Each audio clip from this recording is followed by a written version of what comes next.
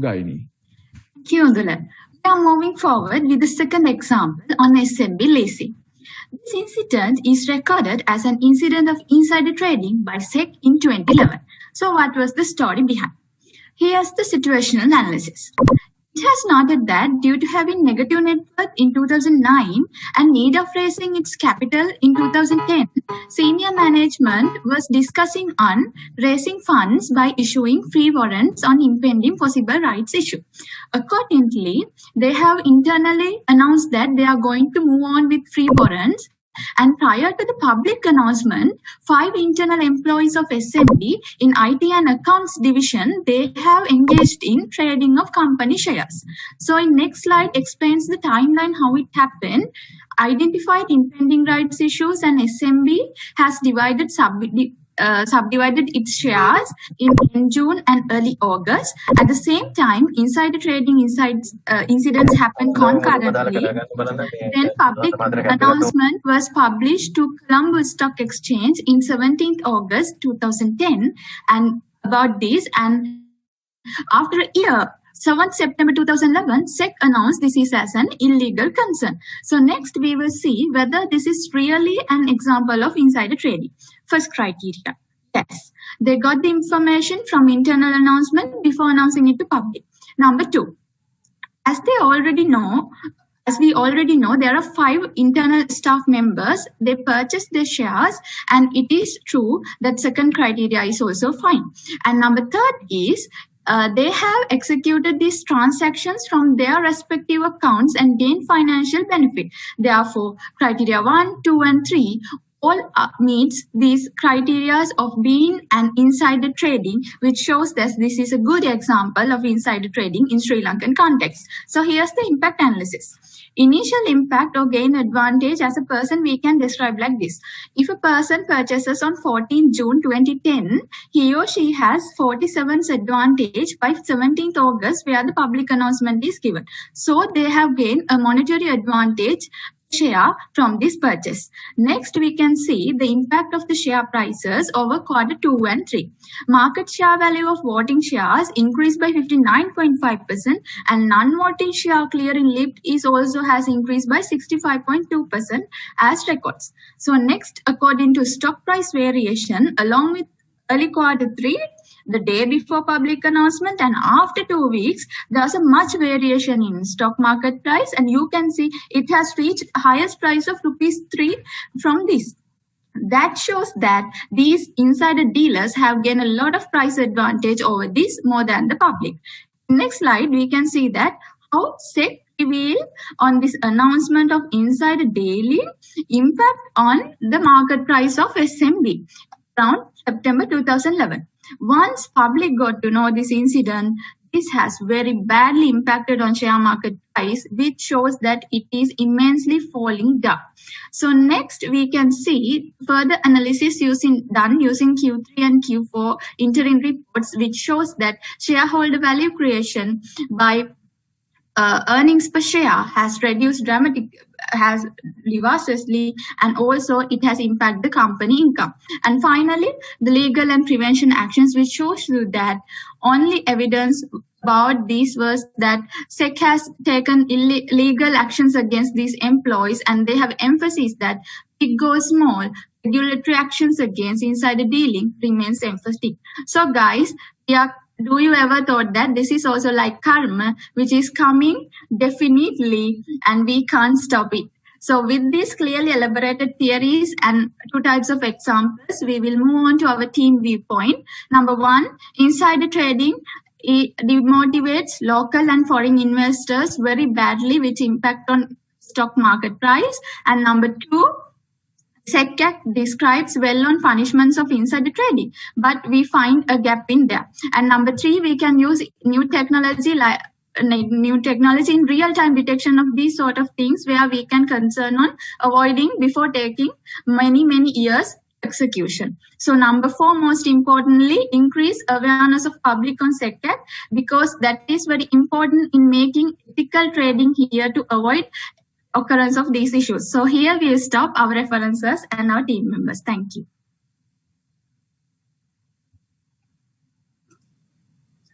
Good. a very good presentation. First up, it really encapsulates the concept. The theoretical analysis was very good. It explains the theories as well as some other literature publications. Maybe an area of improvement be a quick comparison of where Sri Lanka is as far as the regulations are concerned with some of the other countries. See what could be the penalties in other so-called efficient stock markets, how efficient their tracing systems versus Sri Lanka. Just to prove how behind Sri Lanka is in this whole insider trading, tracing and prevention game.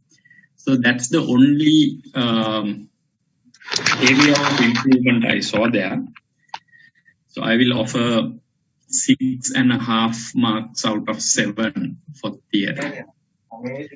Practical analysis is very good. You not only brought the case up, you even calculated the financial impacts, the time impacts, loss of value for other shareholders, the implications, the very well explained case.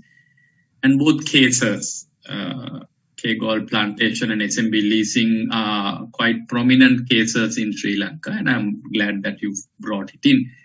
So we'll give you full marks for the practical analysis. Presentation all went well. Slides, I did not find any problems. The presenters presented okay. I did not find any flaw in the presentation, but I noted that you guys are about 50 seconds over time. Correct, no? So that, unfortunately, a mark will have to go for being over time. So full marks for practical analysis, 6.5 marks for theory, 5 out of 6 for presentation, 1 mark less for going over time. You will get 18.5 out of 20 for your presentation. Thank you, sir. Thank you, sir. Okay, good work. Well done. Thank you. Can we have the D6 now presenting?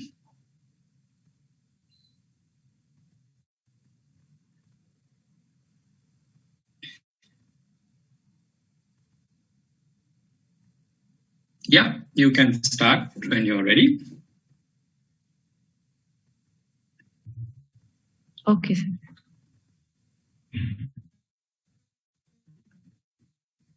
Viraj, can you?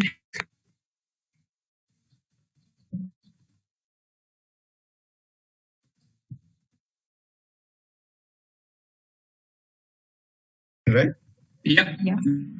we can see the screen.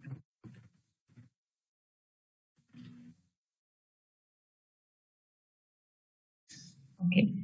Good morning to you all. Today, Group D6 will present the insider trading theories and its example. Move on. Okay. First, look at the introduction. What is insider trading? According to the U.S. Securities and Exchange Commission, the insider trading refers as buying or selling a security by breaching fiduciary duty or trust and confidence using non-public information. In 2003, Duffo and Drucker described this as using monopolistic information by corporate insiders to gain abnormal profits. In 2019, insider trading stated as the white-collar fraud. Move on. Now let's look at who is tipper and tippee. Tipper is an individual who discloses the insider information to a third party expecting benefiting return. Tipper is an individual who trades in corporate securities using non-public information. Move on. Let's look at the laws and regulation for insider trading. In first 5 countries in this table shows that the highest capital market in the world. If we look at the United States, the penalties for insider trading, the maximum prison time is 20 years. And the fine is starting from 1 million and it goes up to 5 million. If you look at an Asian country, which is China, the maximum prison time is 10 years. And the penalty is 5 times illegal proceeds. If we look at Sri Lanka, according to the 1987 Securities and Exchange Commission Act, the prison time is starting from 2 years and the fine is starting from 1 million. Move on. Okay, now let's look at what are the theories for insider trading. Classical theory explained that when a corporate insider gives a non-public material information to a shareholder inside the company, which described as a classical theory. Here, the corporate insider is the beneficiary. In misappropriation theory, it stated when a corporate insider gives the inside non-public information to an outsider. Here, the corporate insider is the source. Next. Move on. Okay. Mosaic theory explains the gathering intelligent information to trading corporate securities using interrelationships and analytical synergies. According to Sehan in 1986, he stated that market is so efficient, therefore outsider cannot use only publicly available information to earn abnormal profits. According to Oswald in 1990, he explains Pareto optimality, which is because due to the insider trading, it will arise a disequilibrium situation where in insider trading, one party will get benefits while other party will not. Next, I will hand over presentation to Mujahid. Mujahid, over to you. Thank you, Ramya. When it comes to insider trading cases in Sri Lanka, one major case was the insider trading activities done with the Navaloka Hospital PLC shares. Navaloka Hospital was founded in 1985, which offers advanced medical technology and expert medical care. It was listed in the CSE in 2004, and as of 21st July 2021, the market capitalization of the company was rupees 8.9 billion. Moving to next slide. When it comes to the insider trading background of the case, it involves price-sensitive information which was publicly announced on 15th February 2005. So the company announced about its regional expansion plans expected to lead to many hospitals. Here in this case, the tipper was Mr. Sunil Piyavardhana, who was a director and the CFO of Navaloka by that time. And further, he is also a director of SS Secretaries Private Limited, which was the secretary of Navaloka Hospital.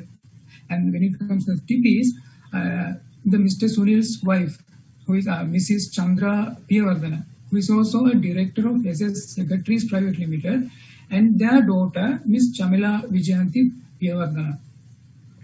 Moving to next slide.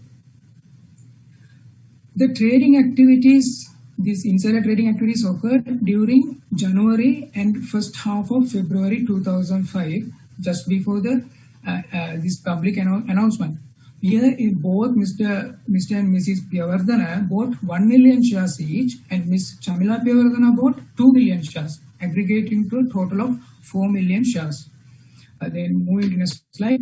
As you can see in the first graph, as of 11th February 2005, the share price was rupees 1.88 and bit stable before that. But the share prices quickly started to increase from 15th February 2005. And as you can see in the second graph, it reached up to 4.63 rupees as of 9th March 2005. So if a person has bought shares on 11th February and sold those shares at 9th March 2005, 4 million shares, he will earn a profit of 11 million. Moving to next slide. Whether this trading activity can be considered as an insider trading. Was the person privy to insider information? Yes. Mr. Piyavardhana was a director and the CFO of Navaloka, and all of them are close family members. Then, did they act upon receiving the information? Yes. All of them involved in the purchase of Navaloka shares. And did they enjoy financial benefits? Yes. the market price quickly escalated after the expansion plan was published. Moving to the next slide.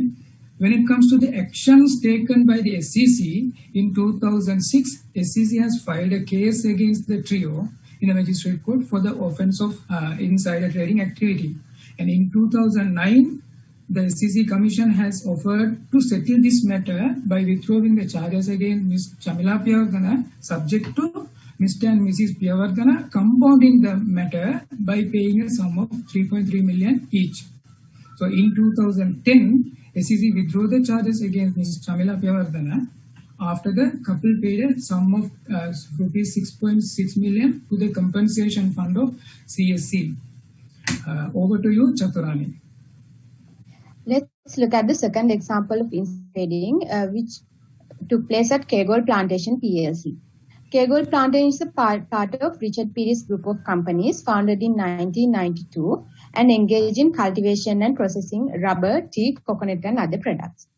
Dr. Sene Adhege is the chairman of this company, and it has recorded 3.05 billion rupee market capitalization, and also the company's share price recorded 122 rupees as at 22nd July 2021. Moving on to the details of the insider trading activity. The incident took place between 30th June and 10th July 2015. Dr. Adhege has announced at the AGM of K-Gold Plantation that the company will not pay dividends for the particular year. However, within a week, an unusually high dividend of 45 rupees per share has been declared. So SEC has stated that on the date prior to the declaration, Dr. Adhege has purchased shares through Dhanasiri Recreation Limited, which falls under insider trading. Dr. Adhege's transaction was just before the declaration of 45 rupees dividend. Next slide. The graph here shows the movement of share price of K-Gold Plantation just before the dividend declaration on 10th July as 95.10 rupees. And once the dividend is declared, the share price has 141 rupees, and then within 10 days, the price has again come to the normal level. This shows the criticality of the news and the information held by Dr. Adhege. Next slide shows the checklist of the incident took place to call the scenario as an insider trading activity. Dr. Adhege has given the information of declaration of dividends to Dhanasiri Recreation Limited, which was not known to public by then, and it has performed the trading activity based on the information and gained a financial benefit. Moving on to the action taken by SEC on the incident. The shareholder who sold the shares complained to SEC that he lost nearly 20 million rupees as he relied on Dr. Adhege's AGM announcement, after which SEC commenced the investigation in early 2016 and went up to October 2017. After the investigation, SEC has filed a case against Dr. Adhege on 7th March 2019 and also cited Mr. Subramaniam Thinamani in the company also as a culprit, aiding Dr. Adhege to perform and provide information to the outside party. Next, Ajani will discuss the preventive actions. Ajani, over to you. Thank you, Chaturani. When we are talking about the legal enforcement on how to prevent insider trading,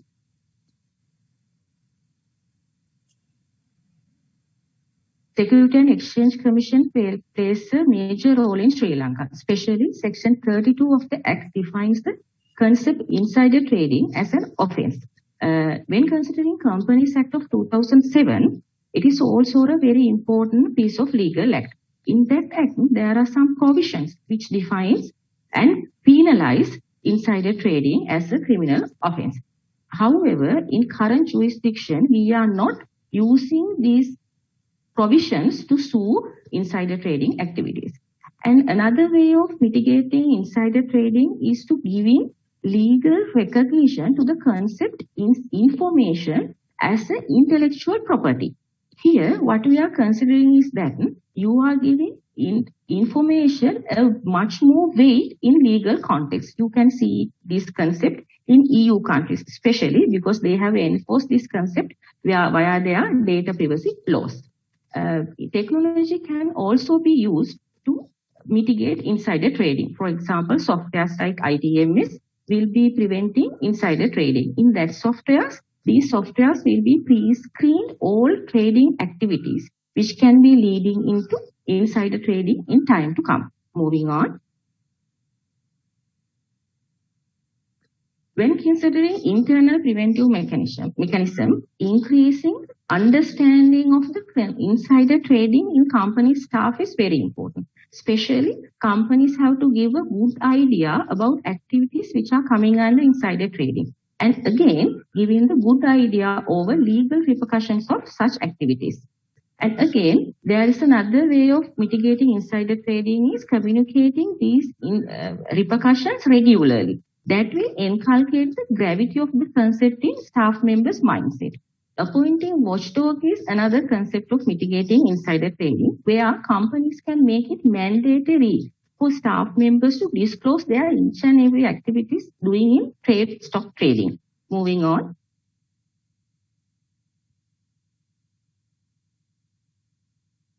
Moving on to next slide. Establishing policies within companies is another way of mitigating insider trading. Here, if a person is doing insider trading, he or she has to adhere to these policies on mandatory basis. In case if they are not following it, the company can take legal action against such employees. And when we are considering tie-up with third parties here, what companies can do is that they can give their protection upon third parties' hand. An entity will be appointed by a company to take care of all their insider activities and foresee any fraudulent actions taking place with relevant to their trading activities. To give our group overview, I would like to invite Kishani. Kishani, presentation is over to you. Let me share our group viewpoint regarding the insider trading. We have identified that insider trading leads to reduce the investor trust because this eliminates the investor without undisclosed information taken by investing. As a result, insider trading leads to lose investor trust in market and cause damage to reputation. Due to this, public gives up on investing in the market and companies will face problems with raising funds. In both cases, it has highlighted that insider trading is a white-collar fraud where regulatory bodies itself involved in their activities. This has created huge damage to company transparency as well. Also, the company need to put extra effort to regain investor trust towards company. So, in simple, this will fail entire future of the company into critical situation. Further towards our observation, Sri Lankan insider trading monitoring mechanisms are not up to the considerable standard. And also, it consumes significant time to conclude the cases. This is because especially Sri Lankan judiciary processes consume huge time. On the other hand, not only the regulation, but also the strong internal control mechanisms essential where auditors need to play essential role in revealing any information regarding the abnormalities and also the delivery proper awareness about the insider trading at each hierarchical level. Moreover, there should be a strong mechanism to restrict employees hold their own shares to implement strong surveillance to monitor the share trading activities of their own company employees as well as their activities. Further to our study, insider trading adds efficiency in the future market, which is not always create the bad impact. We have identified this is because insider trading allows not only the public information, but also the non-public information to be reflected in security price. In this case, as the non-public information available for the investors, it enables prospective investors to buy at a better price. Apart from that, we have identified due to the increase in the number of the cases as well as the diversity of the cases, it is difficult to monitor these activities, especially when it comes to the higher management level. Therefore, conventional monitoring mechanisms enforced by the Security Commission not adequate. With the advancement of the technology, softwares like ITMS has introduced to automate these processes. It will help to prevent the insider trading and protect the investors. This can be a better implementation for Sri Lankan stock market as well. So these are our group viewpoints regarding the insider trading. During our presentation, we have discussed theories related to the insider trading and relevant to cases, preventive mechanisms, as well as finally we delivered our viewpoint. So these are our references and these are our group members. Thank you.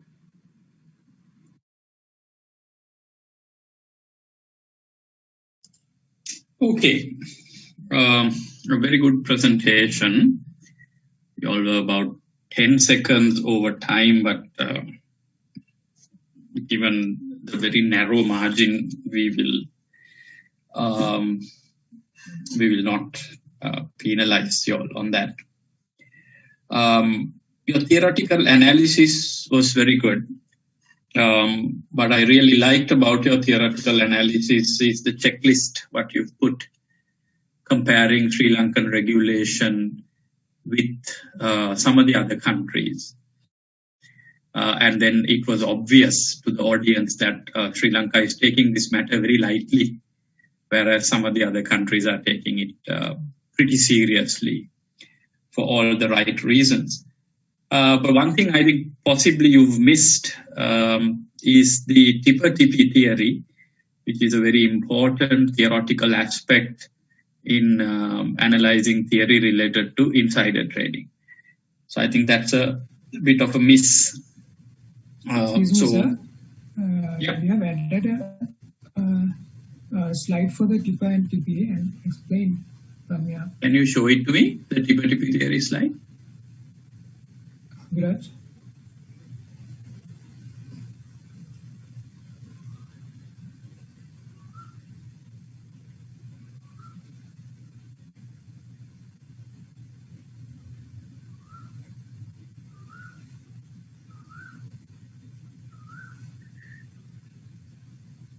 This is not tipper-tippy, no, darling. You are explaining who tipper-tippy is, but you are not bringing in the tipper-tippy theory.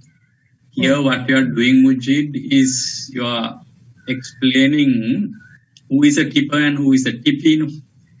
There is a separate theory for this called the tipper-tippy theory and how they work together. That is what's the missing point. What you are doing here is you are just defining who is a tipper and who is a tippy. Okay. Okay. Yeah.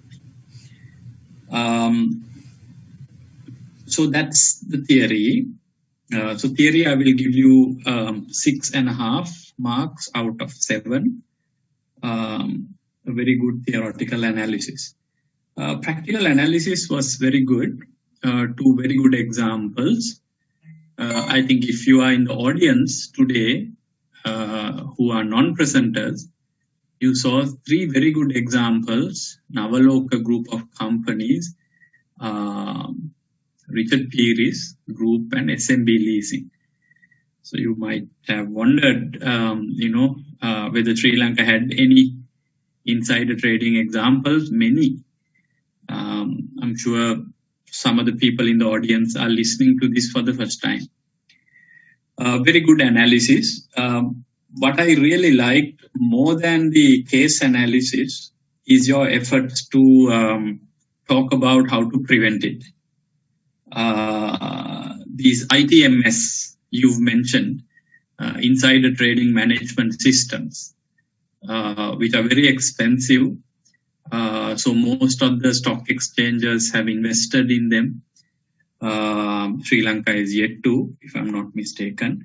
And bringing that concept was very nice, ITMS. Then your effort to understand companies' role and auditors' roles in preparing processes to prevent this was very, very good. So you were not only talking about the concept, you were bringing in a lot of ideas how to prevent it. Very good.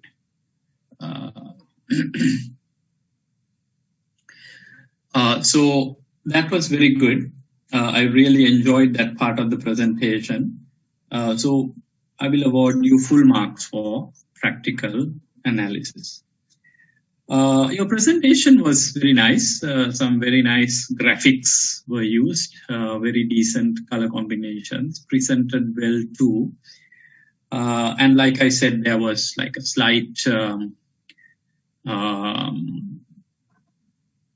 slight violation of time, 10-15 seconds, I will not worry too much on that. So I'll give you full marks on the presentation. So you have 6.5 for theory, full marks for practical analysis, and full marks for presentation. So you have 19.5 marks out of 20. Both groups, Thank you, sir. I forgot to mention, both groups did a very good job by analyzing the case in relation to the 3 criteria of insight. Those 3 ticks we ticked, was the person privy to the information? Did he act upon it? Did he make financial benefits? So I think it was very nice to see that all cases were analyzed according to theory. I was very happy both teams justifying their insider trading cases using the framework.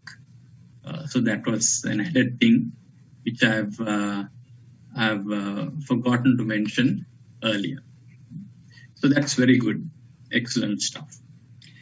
So if you were in the audience, I'm sure you must have had a fantastic time about understanding about this insider trading.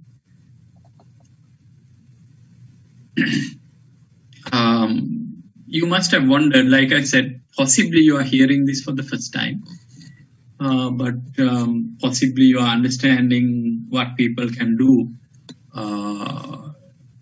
to make money, what extents they can go up to.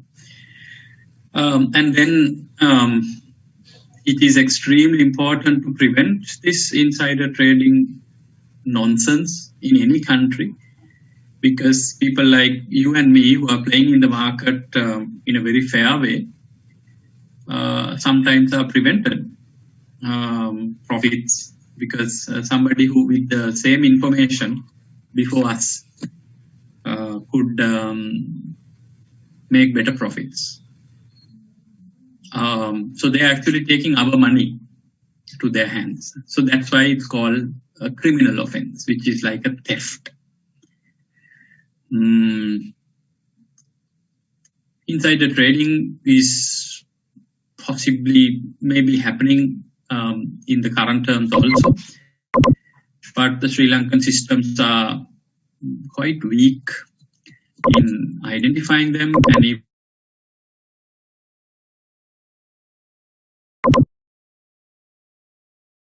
is the weakest.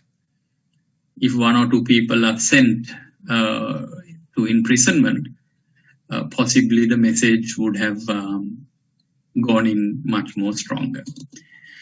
So I think I'm very happy about both the presentations, because the theoretical aspect I wanted to implant in our audience was very cleverly done, and they were handsomely rewarded also with some very high points.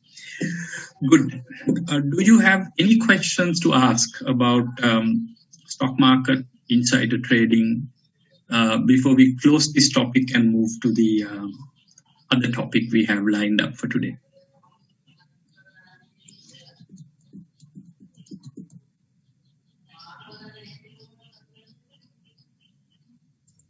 Just a small clarification. That system which is brought in by Anjani, what it said, like a system can be used to prevent insider trading, but then how this system will effectively know that what are insider information, and then whether those are being violated when coming to trading, and also how effective it is? It cannot prevent. It can only detect. Now see how these ITMS systems work in other countries is that, say, if I am a top corporate executive in a large publicly quoted company, all my share transactions are monitored through ITMS systems. and then not only mine, people who are connected to me, my family members, friends, associates, business associates, all of them will also be monitored. And then if there are any suspicious transactions, they will raise red flags for investigations. So that's like the main role of ITMS. It can't prevent. Now still I can go and do some insider trading. The only thing is it will be flagged and I will come to light very fast through the IT tracing. Because prevention, you can't know, they can't block my account and prevent me from doing share trading. Because like any other individual, I also have the right to trade in shares.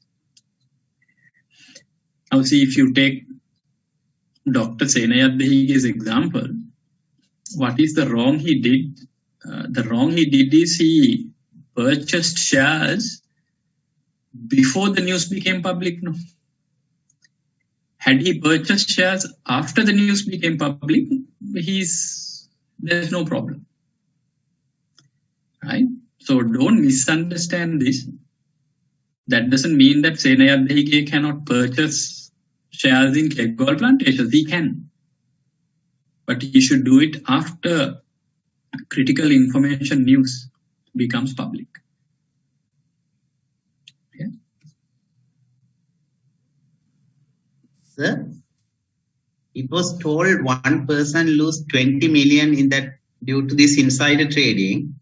So once it is proved, will he be compensated through the claims obtained from the court case or anything? Unfortunately not. It's a criminal case. No, that's a very good question. Who asked that question? I'm Sriyaran. Very good. It's a very good question. See, these are criminal offenses.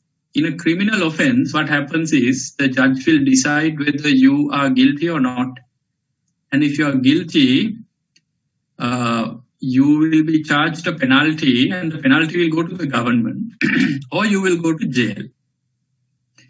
So then what should happen is that on top of the criminal case, this particular person should file a civil case to claim his civil liabilities. But it's going to be a never-ending case because you can't prove your 20 million. Because clever lawyers can argue and say, look, when did you purchase the share? You could have purchased it earlier, later. So that proving that 20 million loss as a civil liability, I think it's next to impossible. So in this case, he did not file a civil case also. So individuals cannot claim, but individuals can make it heard to the government, and the government can punish this person to prevent future events. That's a very good question.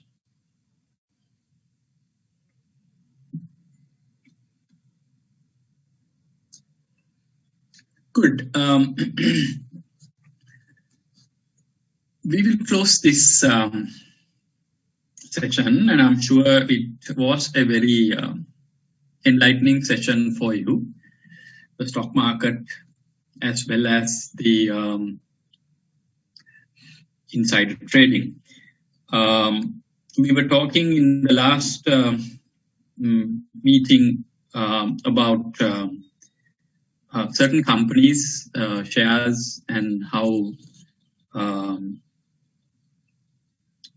those shares can go in demand.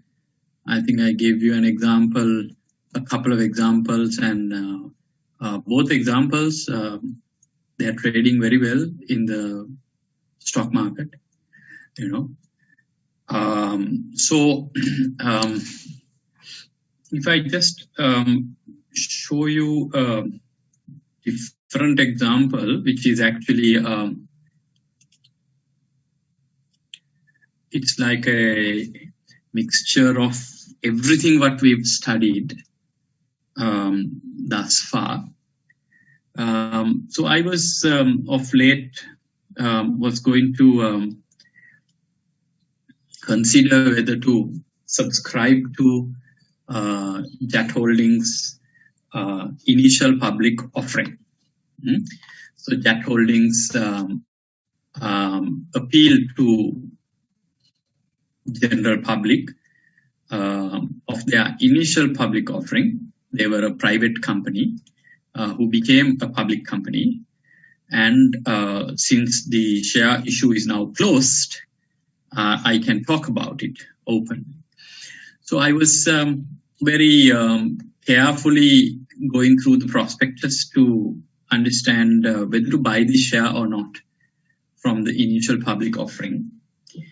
And my analysis tools, when I was doing it, I was so happy to note that all my tools I have discussed with my students. So at different times.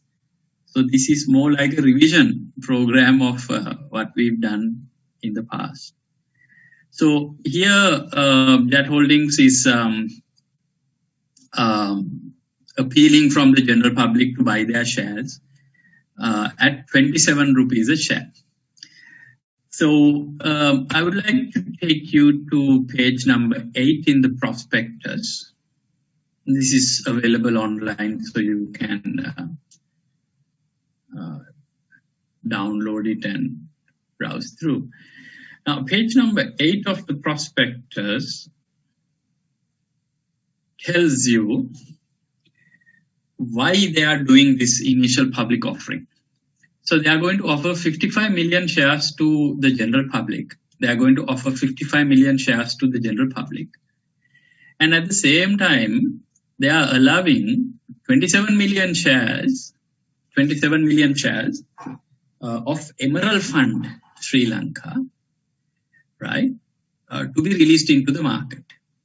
So this is a classic example of venture capital, right? What we studied under strategic financial management. So Emerald Fund, which is funded by NDB and an Indian company, invested 27 million shares in this company about 5 years ago as a venture capital arrangement.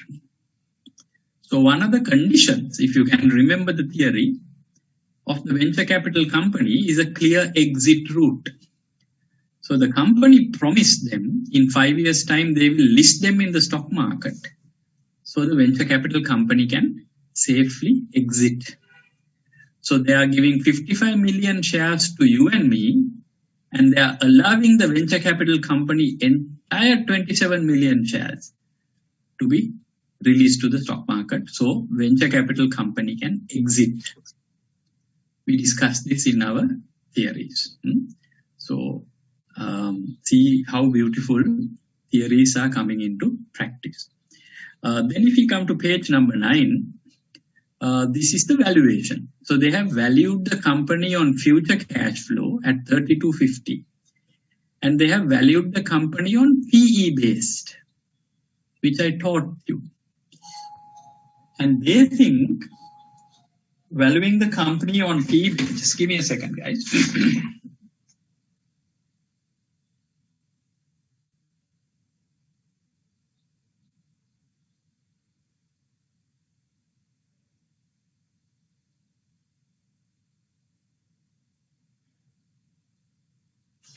Right, sorry.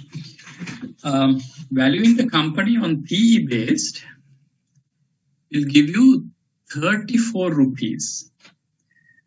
So the company is saying, look, the company's value is 34 rupees, but we are doing a great favor to you by discounting it at 27 rupees and offering it to you. So we are seeing a company discounting their shares and public, which is a bit of a difficult thing to fathom. Why would any company give their success away free of charge. ඒගොල්ලෝ කියනවා මගේ company එකේ value එක රුපියල් 34යි but ඔබට මම 27ට දෙනවා. මම ඔබට එච්චර ආදරෙයි. right? එතනම පොඩි confusion එකක් මතුවෙනවා. So how did they calculate this PE? They are calculating මේ බලන්න මේ ඔක්කොම අපි ඉගෙන ගත්ත දේවල් නේ. ඒකයි මට මේ හරි ආඩම්බරයි. right? මේ ඔක්කොම අපි ඉගෙන ගත්ත දේවල්. ඒගොල්ලෝ PE calculate කරන්නේ මේ විදියට. right? PE calculate කරන්නේ right. මේක තමයි PE calculate කරන්නේ.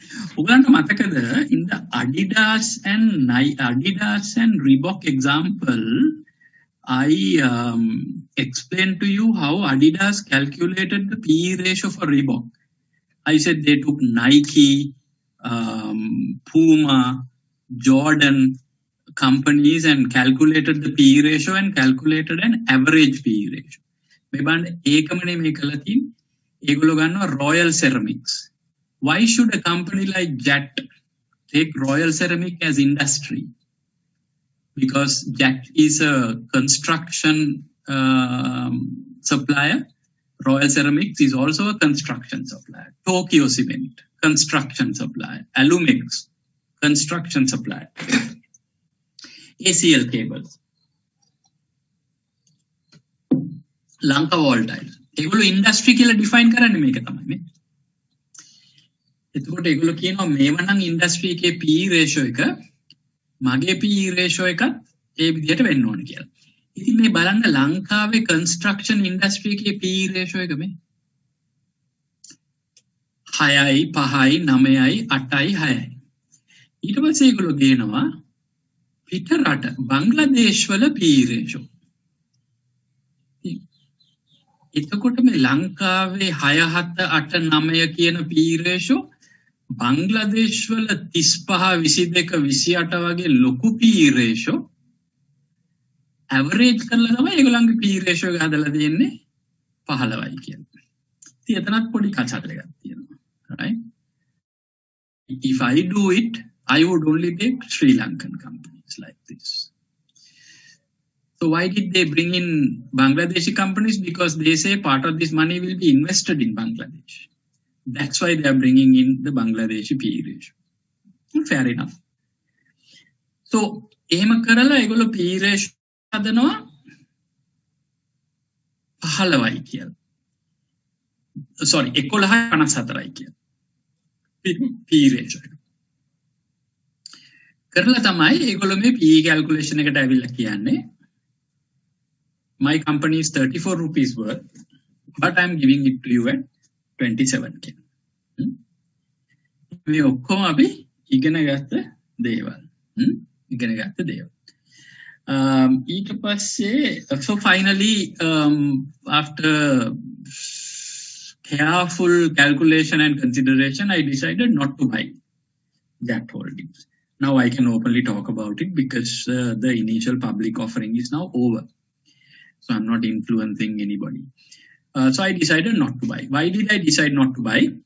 Number one, I'm not happy with the PE ratio calculation because the Sri Lankan PE ratio is, let's see, 6, 5, 9, 8, 7. These are the related companies. So I would do my PE ratio based on this average. My valuation on Jet comes to about 20 rupees. So I think that has a premium from 20 to 27, which I didn't buy. The second reason why I didn't buy is actually in page number 57. 57, right. So I analyzed Jet's sales. Out of Jet's sales, majority is local retail sales. Local retail sales. Like you and me buying paints from them. You and me buying paints from them. And then the most important thing came in page number 57. Majority of their sales, absolute majority of their sales are coming from wood coatings. wood coatings. Dava Alepana, wood coatings. Next 3 years, there will be a serious decline of demand for wood coatings. Why? Most of the new houses are now being built not using wood, but using aluminium. So if you don't put wood for your doors and windows, there is no need for wood coatings. So I see in the next 2-3 years, there will be a serious reduction for wood coatings. This is the reason why I didn't invest. The second reason why I didn't invest on Jet Holdings. Right? See, information is around us. And if we carefully, smartly process our information, you can always beat the market. You don't have to be an insider trader to beat the market. All what you need is some smart common sense and make some good decisions to, increase your wealth. I'm so happy because the tools I use to analyze my own personal investment, I have now explained everything to the children in the class, right? So your knowledge and my knowledge are same here now. So it's about you making the right decisions now. Do you have any questions? Last 3 years, it's around 4 billion, right? Wood coding business. In the Balam. Oh, yeah. So, ඒකෙන් තව දෙයක් වෙනවා මේක grow වෙලත් නැහැ. Grow වෙලා නැහැ.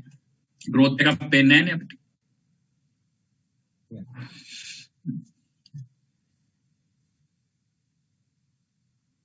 Then when finishing and furnishing products may growth එකක් පේනවා. Growth එකක් පේනවා. මේක grow නැහැ.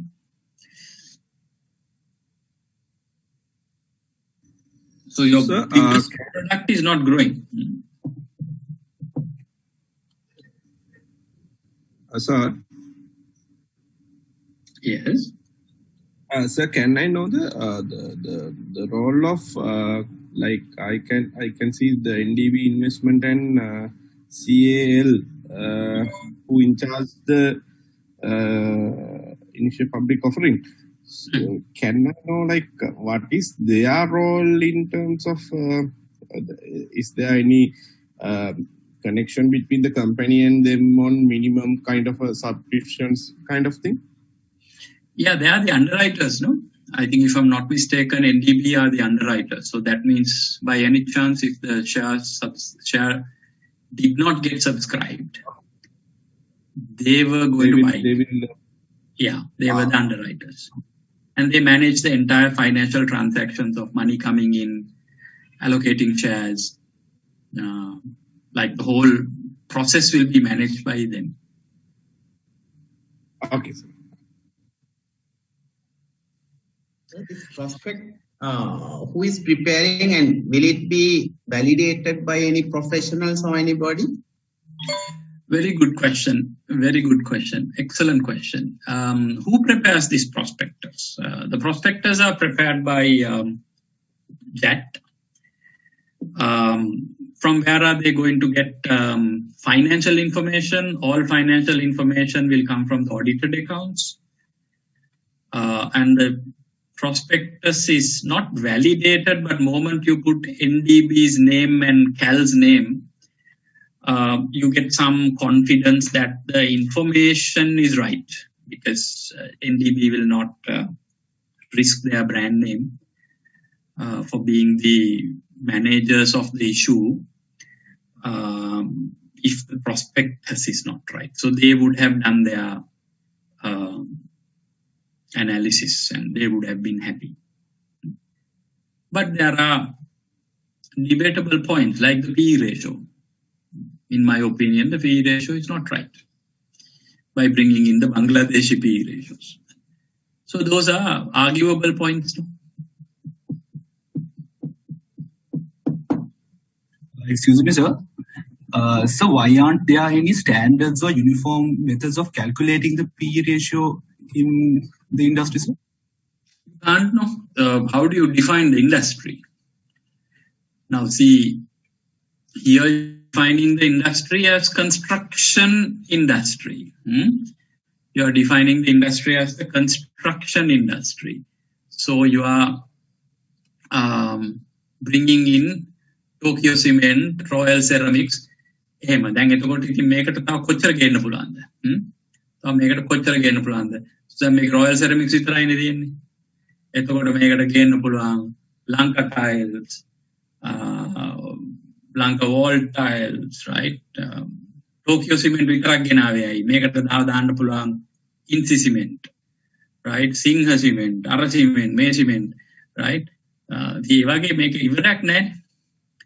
Right? මේක හරිම මේ සබ්ජෙක්ට්. එතකොට අයි බංග්ලාදේශ් ගෙනාවේ. බංග්ලාදේශ් ගෙනාවේ ඒගොල්ලෝ කියනවා ඒගොල්ලන්ගේ සල්ලි වලින් මේ ගන්න සල්ලි වලින් 3න් එකක් බංග්ලාදේශ වල මැනුෆැක්චරින් කම්පැනි එකක් සෙට් අප් කරන්න පාවිච්චි කරනවා කියලා. මේ 3න් එකක් බංග්ලාදේශ් වල මැනුෆැක්චරින් කම්පැනි එකක් සෙට් අප් කරනවා කියලා.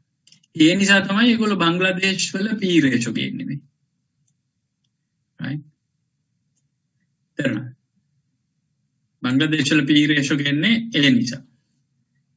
එතකොට එහෙමනම් ඒක 3න් එකකින් මල්ටිප්ලයි කරන්න එපා. ඇයි සල්ලි වලින් 3න් එකයිනේ බංග්ලාදේශ වලට යන්නේ. එතකොට ඒක 3න් එකකින් ප්‍රෝරාටා කරන්න ඕනේ. එහෙම කරලා නැහැ. ඒ වගේ පොඩි පොඩි කචල් තියෙනවා. ඉතින් අර එහෙම ස්ටෑන්ඩඩ් එකක් නැහැ. There's no standard because you can't define the industry. එහෙනම් දැන් මේකට එස්ලොන් ගේන්න පුළුවන්. එස්ලොන් PVC මොනවාද කමල් කේබල්ස් right ඒ වගේ ඉන්ඩස්ට්‍රි ඩිෆයින් කරන්න ගියාම ලෙඩ එනවා. ඒ හින්දා ස්ටෑන්ඩඩ් එකක් හදන්න බෑ.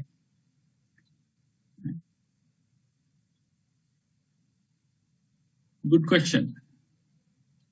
So ඔතනදී තමයි ඉතින් ඉන්වෙස්ට්මන්ට් ඩිසිෂන්ස් වර්ධින්න පුළුවන්.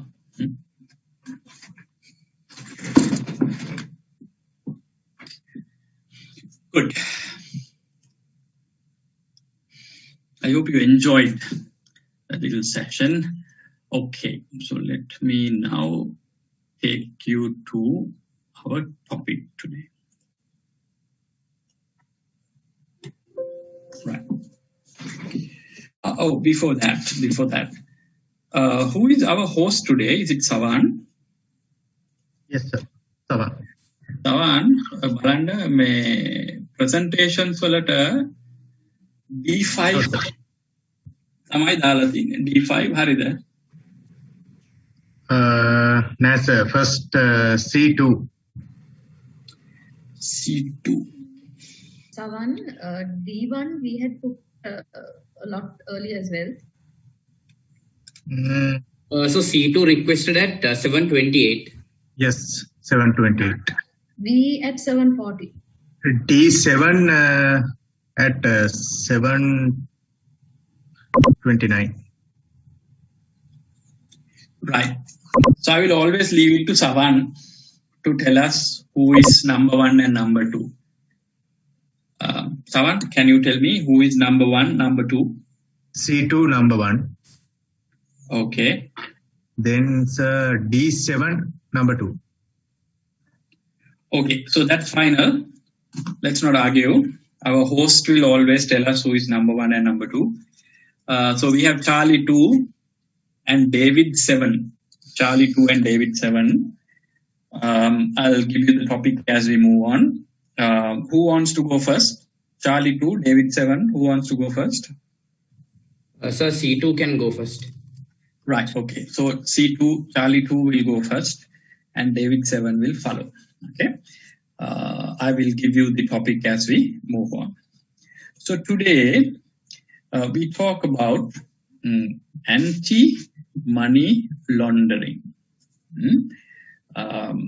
So this is the process of... Sir, may I be excused for a minute? Yeah.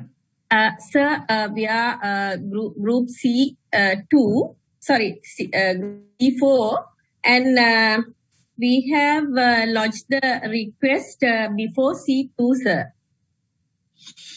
Sawan, when we nadu poda visindala then. Also, sir, we would like to know how early it is that we can sort of avail, because the subject starts at 8, and like how early we can actually ask for a subject. This one, if you can give us a clarification on that, sir, would really appreciate it. I don't know, because generally the host is the PIM official representative. He's more like the administrator, because I log in a little later, no? But the PIM host log in early, and he prepares the classroom, the virtual classroom and all that. So since I log in late, my chat box is not updated. So that's why I always go by the host's login. So I think what really matters is the host's login here. Sawan, will you make a poda visdala denna mokadda me prashne kiyala? Normally I log in at 7:30.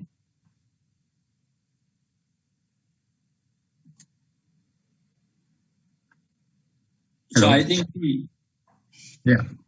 the earliest record we have, you can log in and possibly send requests early, but අපිට official record එකක් තියෙන්නේ after the host logs in.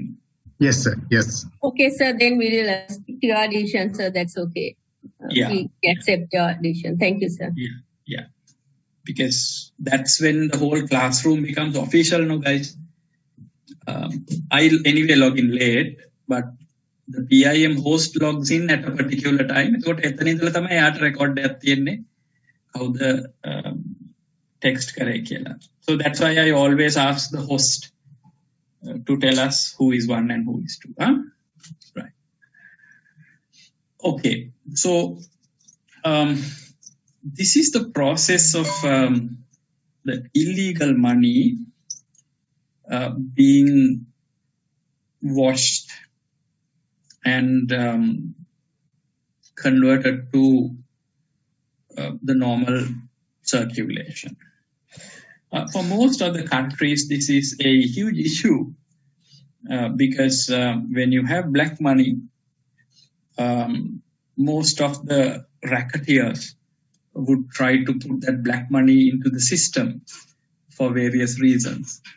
And the governments will be very careful to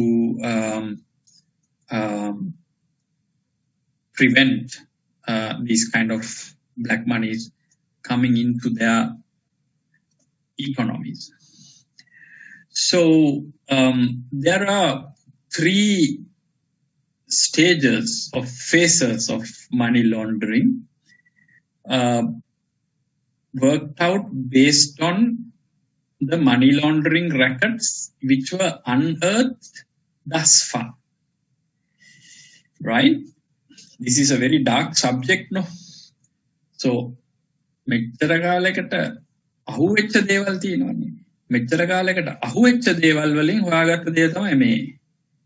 So maybe there are methods which are yet to come to light and nobody knows about it. So these are the things which came to light because they got caught. Right? Because they got caught. It is like drugs, no? Now drugs, we know what are the types of drugs in the market today because they got caught, right? Hashish kiyai, ganja kiyai, koma huwecha indane api danne. But how do we know there are other types of drugs in the market where we are yet to know even? So evage, this is all based on what is being caught, I'm sorry, right? So what they say is there are three phases here. The first phase is the most visible phase, which is the placement. Visible phase is the placement. So this is where you place money into the system. So who are the most vulnerable in this placement? Obviously the banks, because banks are the custodians of money, and as a result, the banks will be the most vulnerable in this process. So every day there are attempts by the criminals to come to the bank's counters and place cash into the counters. So banks are very vulnerable here. But banks are not the only people or the companies who are vulnerable in the process. Now, if you take, for example, casinos, right, also could be very vulnerable. We could have criminals walking into casinos with tons of money, and then asking for chips to play, and then they can play a little bit, and then they can say, look, I'm done playing. Now I want my chips to be converted back into money. So imagine a criminal walking into a casino and giving $5 million, and all $5 million being transferred to chips. And then after playing for a while, he will say, I want all this back to money. So he will now give the $5 million back in chips and say, I want money. And then he will very cleverly say, I do not want cash. I want a check from the casino. He might say, I'm too drunk to carry cash now, or it's too late to carry cash. Give me a check. So now, in return of the chips, he's asking a check from the casino. And the check is now clean. Now he can walk up to any bank and deposit this check, right? No questions asked. There was a racket in India where criminals used innocent people to book train tickets. India is a large country, you know. So imagine a train ride from Trivandrum, which is at the bottom of India, to Punjab, which is at the top of India. So suddenly a man walks into Indian Railways and asks for 30 tickets, first class, right? 30 tickets, first class. Hold on.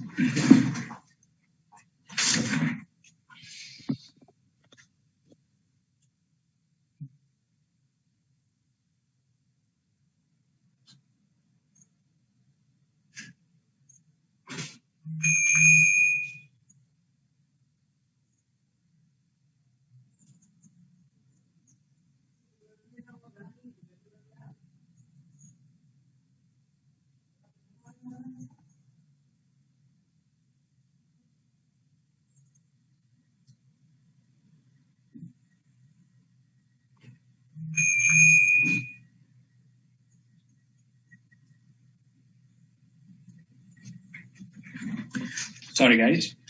30 tickets, first class, from Trivandrum to Punjab. So you can imagine the cost of a ticket, first class Trivandrum to Punjab. And it is not uncommon for somebody to buy 30-40 tickets like this, because especially when there are family weddings, it is not uncommon for the entire family Indian extended family to go in the train to where the wedding house is. So when you buy the 30 tickets or 40 tickets, Indian Railways issue the tickets. Now these tickets are forward tickets. So that means today being July 24th, they will buy the tickets for 15th of August, right? Forward. So they pay cash. Can Indian Railways accept cash? Can. 5 days later, the same gentleman walks back to the Indian Railways with the tickets and say, sorry, our trip is cancelled. Can you give us a refund? So can Indian Railways give a refund? Can no, because the trip is yet to happen. They bought the tickets, but they are cancelling it. So there will be a small administration charge and the balance will be refunded. And the Indian Railways has a policy, any refund, even a rupee, due to corruption issues, even a rupee will be refunded through a government check. A government check. So here, the entire 30 tickets from Trivandrampuram to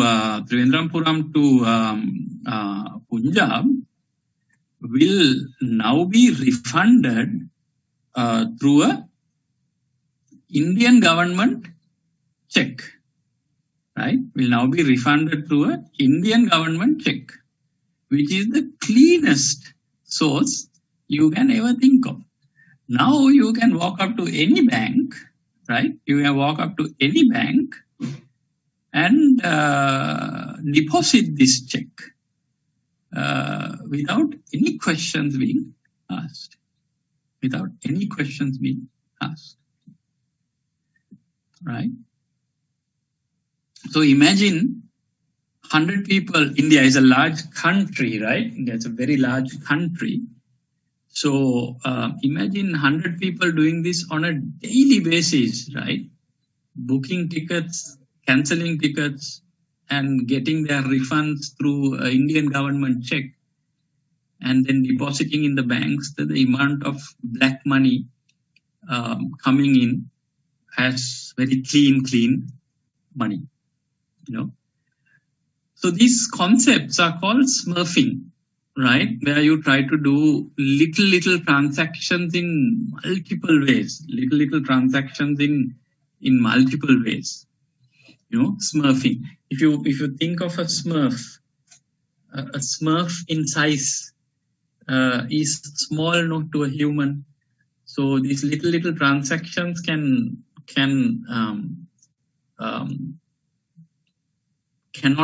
be traced. It's very difficult to be traced.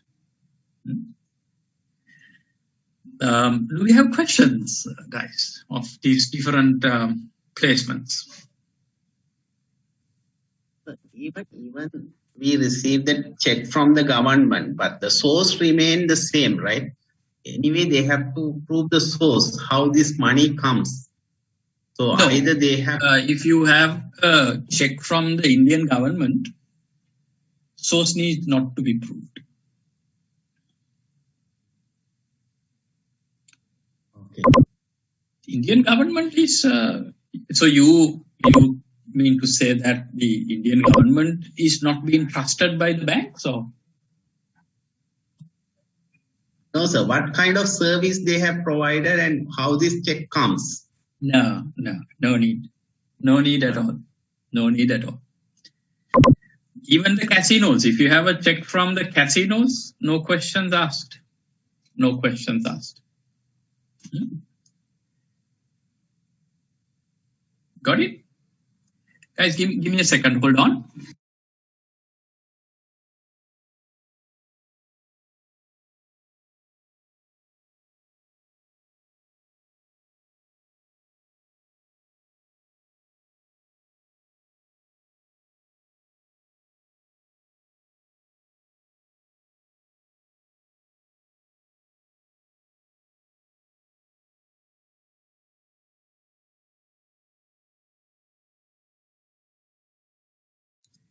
See, the questions are asked when you deposit cash. When you deposit cash. Now, let me give you another example, right? You take 5 million rupees to a bank and try to deposit it. Bank will ask a lot of questions as to where the money is from, give us a source, all that. But you take the same 5 million to a jewelry shop, right? You take the same 5 million to a jewelry shop and buy jewelry, right? For 5 million. Let's say you bought it from Raja Jewelers or Vogue or Swarna Mahal or something. Now you paid 5 million and bought jewelry. 2 weeks later, you bring the same jewelry to the bank and pawn them, mortgage them, pawn them. And you say, I want to pawn this jewelry. This jewelry belongs to my wife. We have a cash emergency. Please pawn this jewelry. So the bank officer will weigh the jewelry and say, yeah, this jewelry I can pawn for 4 million rupees. And now you say, can you please put that money into my bank account? I don't want cash, right? So suddenly you have 4 million put into your bank account with no questions asked. And if the bank officer, just to be sure, says from where did you get the jewelry, you can say I bought this jewelry from Raja Jewelers and here's the official receipt. No questions asked, right? So the problem is cash. Any other banks will not question as strenuous as the cash. So placing is very, very tricky. Placing is very, very tricky.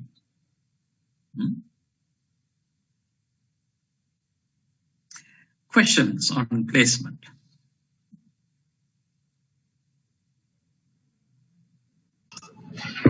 So you said cash being the most vulnerable mode of transactions that this money laundering can happen. Any other electronic currencies, like, in the newest scenario, I mean, like in the modern world? Yes, today even telegraphic transfers are being traced, but not to the same extent of cash. As we move on with the lecture, you will understand, but not to the same extent of cash. Right? So now see, let's say if you are a drug dealer, let's say you do a lot of drug trading, and obviously your collections are in cash, no? Right? Whatever your illegal trading, most of the illegal traders prefer cash, no? They will not do bank transfers, no? So your biggest problem as a black money operator is having mountains of cash in your warehouse and not knowing how to put it into the bank's system, or forget banks, to the financial system. If you walk into a bank with 30 million cash notes, the bank teller will not accept it, no? Right? I can remember about 15 years ago, I sold one of my vehicles and I collected 5 million rupees. And I walked into the bank. At that time, I had no idea of what money laundering is and stuff. And my bank is, I've been dealing with that bank for a long, long time. So I put the 5 million on the counter. And I said, please deposit this into my account. And I hear the teller calling the manager, and then the manager saying something to the teller. And then I was getting restless. At that time, I was young and I didn't know the regulations of the country. So suddenly the manager comes down to the counters and he called me to a side, which I didn't like. And he says, "Sir, can you tell us from where you got the money?" And my arrogance and my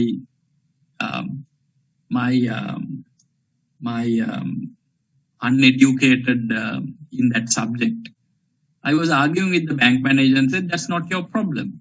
Bank manager says, "No, sir, it's my problem. Actually, I can't accept this money." So I got really angry. I said, like, "You are a bank, you should accept my money." So he was saying, no, I need to know the source.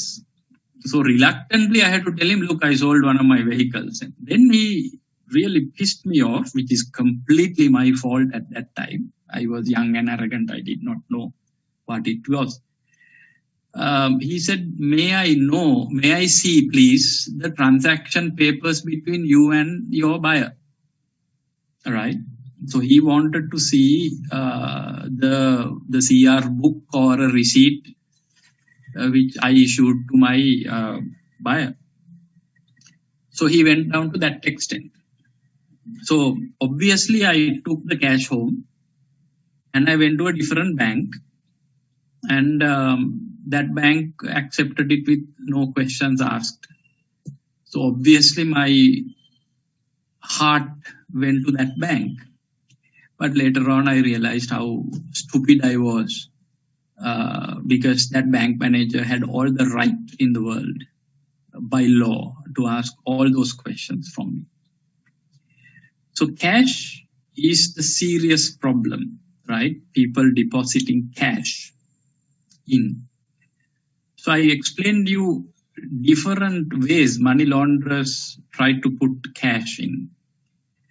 So one is this whole casino technique, right?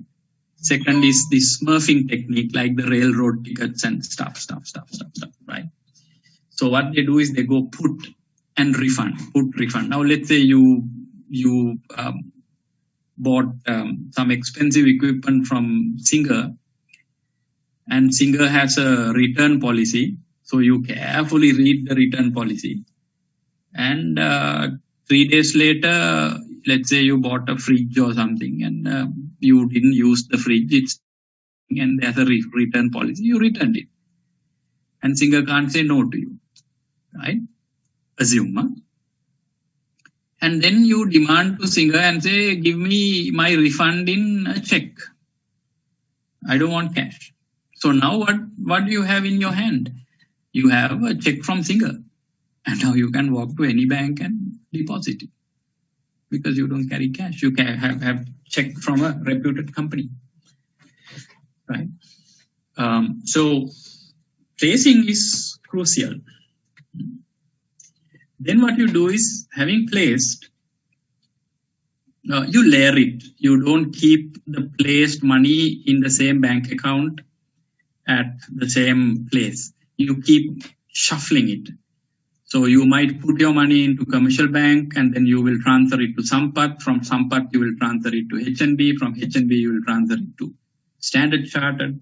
That also you will not transfer it in the same bulk what you've put. You will cut it, chop it. If you put 5 million, you will cut it into 5 1 millions and roam it around the banks. So finally, after a few moves, you conceal the origin of it. Because make a kali වලට කඩලා බැංකු කීපයකටම දැන් transfer කරලා තියෙනවා. ඉතින් දැන් මේක හොයාගන්න අමාරුයි කොහෙන්ද ආවේ කොහෙන්ද ගියේ කියලා. So after that you integrate it. See, I know a Sri Lankan case where money was laundered of some 30 million ish, and then they concealed it, and then they formed a company in London, like a finance company, and that finance company lent a business loan to a company in Sri Lanka, right? And now the whole process is completely clean, because suddenly I run a, let's say, vehicle importation company, and I have run out of cash, and I have now taken a loan from a company in London, and the loan comes through the correct sources. So it's all 100% clean now, right? Nobody can argue. So that's like integration. So imagine like a company in Chechnya who laundered $100 million.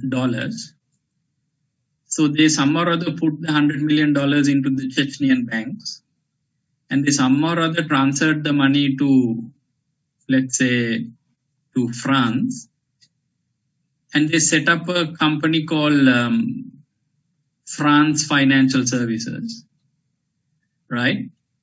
And then in Chechnya, the same crook goes and set up Chechnyan Holdings or something. And the France Financial Company now give a loan to Chechnyan Holdings. And the Chechnyan Holdings will now go and buy Hotel Hilton in Chechnya. So everything is so perfect, right? That's called integration. After that, it's almost impossible to trace. So the most vulnerable place and the most traceable place is the placement. You need to trace it at placement. If you fail to trace it at placement, you possibly would fail to trace it forever. Right? Now, I have uploaded 3 documents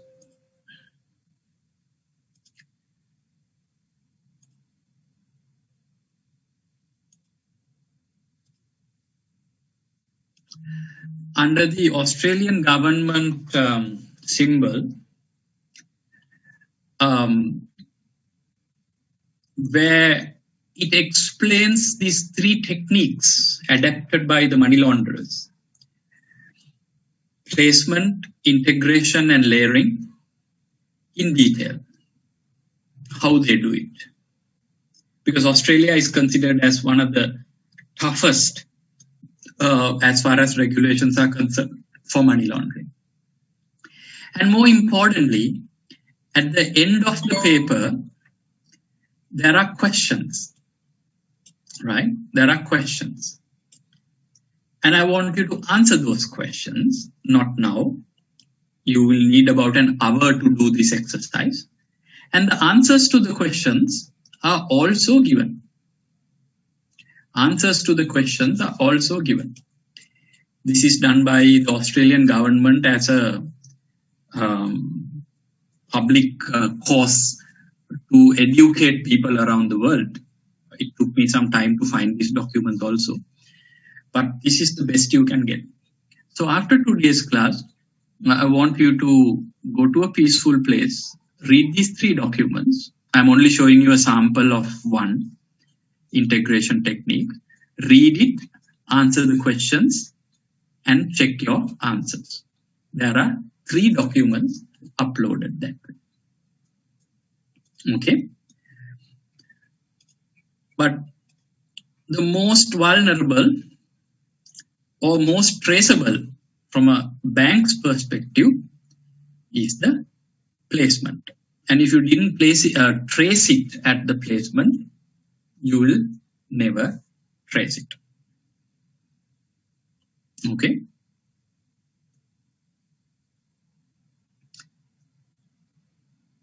Now, our topic for presentation for next week is the effectiveness of the financial systems,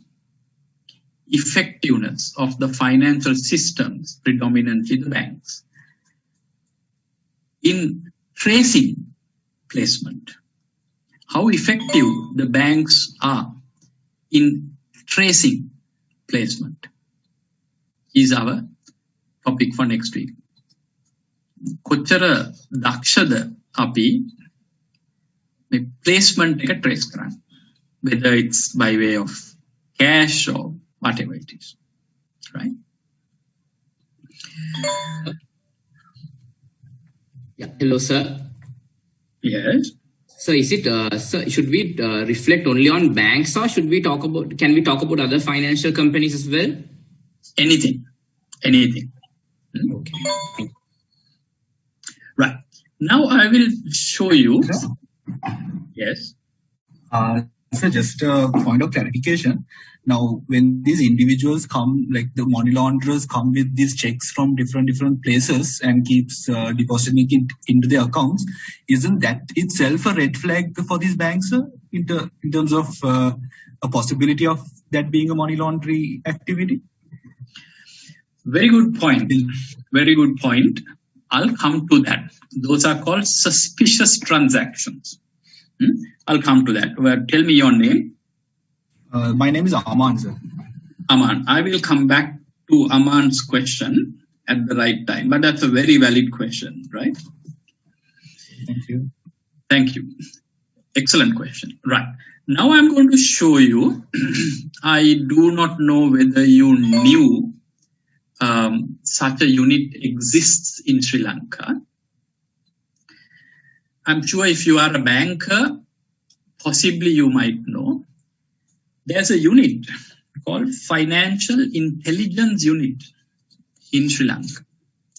Sawan, can you see the screen? It says Financial Intelligence Unit Annual Report. Yes, sir. Yes, sir. We can see. So there is a unit established by the Central Bank of Sri Lanka by the name of FIU. Likewise, most of the other countries also under their central banks have units similar to this. The only difference is they are called by different names. In Sri Lanka, it is called FIU, Financial Intelligence Unit. So Financial Intelligence Unit, right, is under the central bank, and every year they publish a annual report of what they did. So I will show you a little bit of what they've done. So they have a process to monitor CTRs.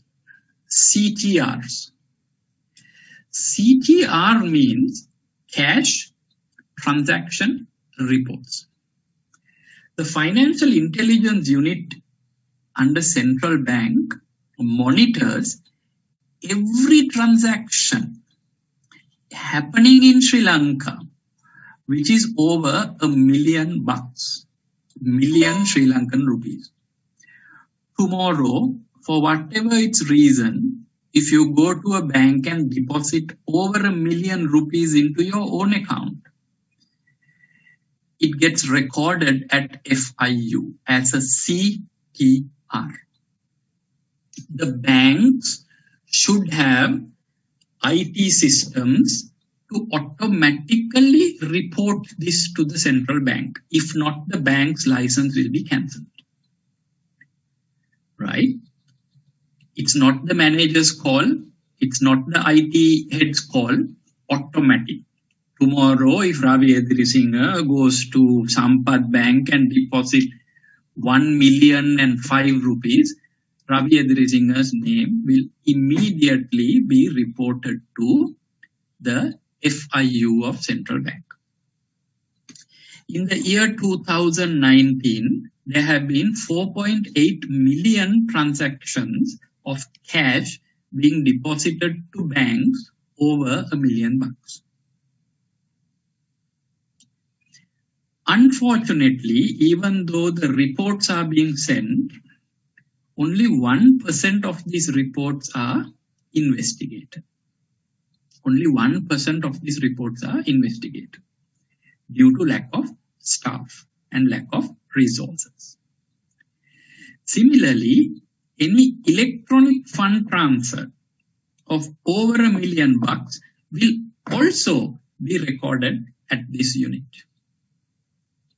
So tomorrow, if Ravi Edirisinghe transfers from commercial bank to Standard Chartered Bank, $1 million and 5 rupees, it will be recorded. But unfortunately, these also 99% of the time will not be investigated. Got it? The banks, it's a must that they have their IT systems developed to do this. If not, the bank's license will be cancelled. And there are regular audits, even ghost transactions. FIU එකකින්ම ඇවිල්ලා 1 million rupees deposit කරලා යනවා බැංකුවකට. කළා ඒගොල්ලෝ බලනවා ඒක automatically online ඒගොල්ලන්ට report වෙනවාද කියලා. Ghost transactions කරලා බලනවා. Then, like what Aman said, there are suspicious transactions. මේකට limit එකක් නැහැ. රුපියලක් වුණත් suspicious වෙන්න පුළුවන්. රුපියලක් වුණත් suspicious වෙන්න පුළුවන්. If a bank or a bank manager thinks that a company is suspicious, like Aman said, මේ company එකට එක එක જાතිය සල්ලි වැටෙනවා. මොනවාද? Raja Jewelers එකෙන් jewelry receipts වල මේවා වැටෙනවා. Railway companies වලින් refunds වැටෙනවා. එතකොට අමාන් බලනවා මොකද්ද මේ company එක? මේ company එක register කරලා තියෙන්නේ they are selling air conditioners කියලා. but එක එක જાතිය සල්ලි වැටෙනවා මේ company එකට. එතකොට අමාන්ට මේක suspicious වෙනවා. එතකොට අමාන්ට පුළුවන් මේකේ special report එකක් යවන්න financial intelligence unit එකට saying මට මේ company ගැන සැකයි. ඒ වගේ සැක reports 2804ක් 2019 වැටලා තියෙනවා. Right? Okay. And when you get a STR, now please try to understand the difference between a CTR and STR. CTR, anybody going and depositing anything over $1 million, your name gets recorded.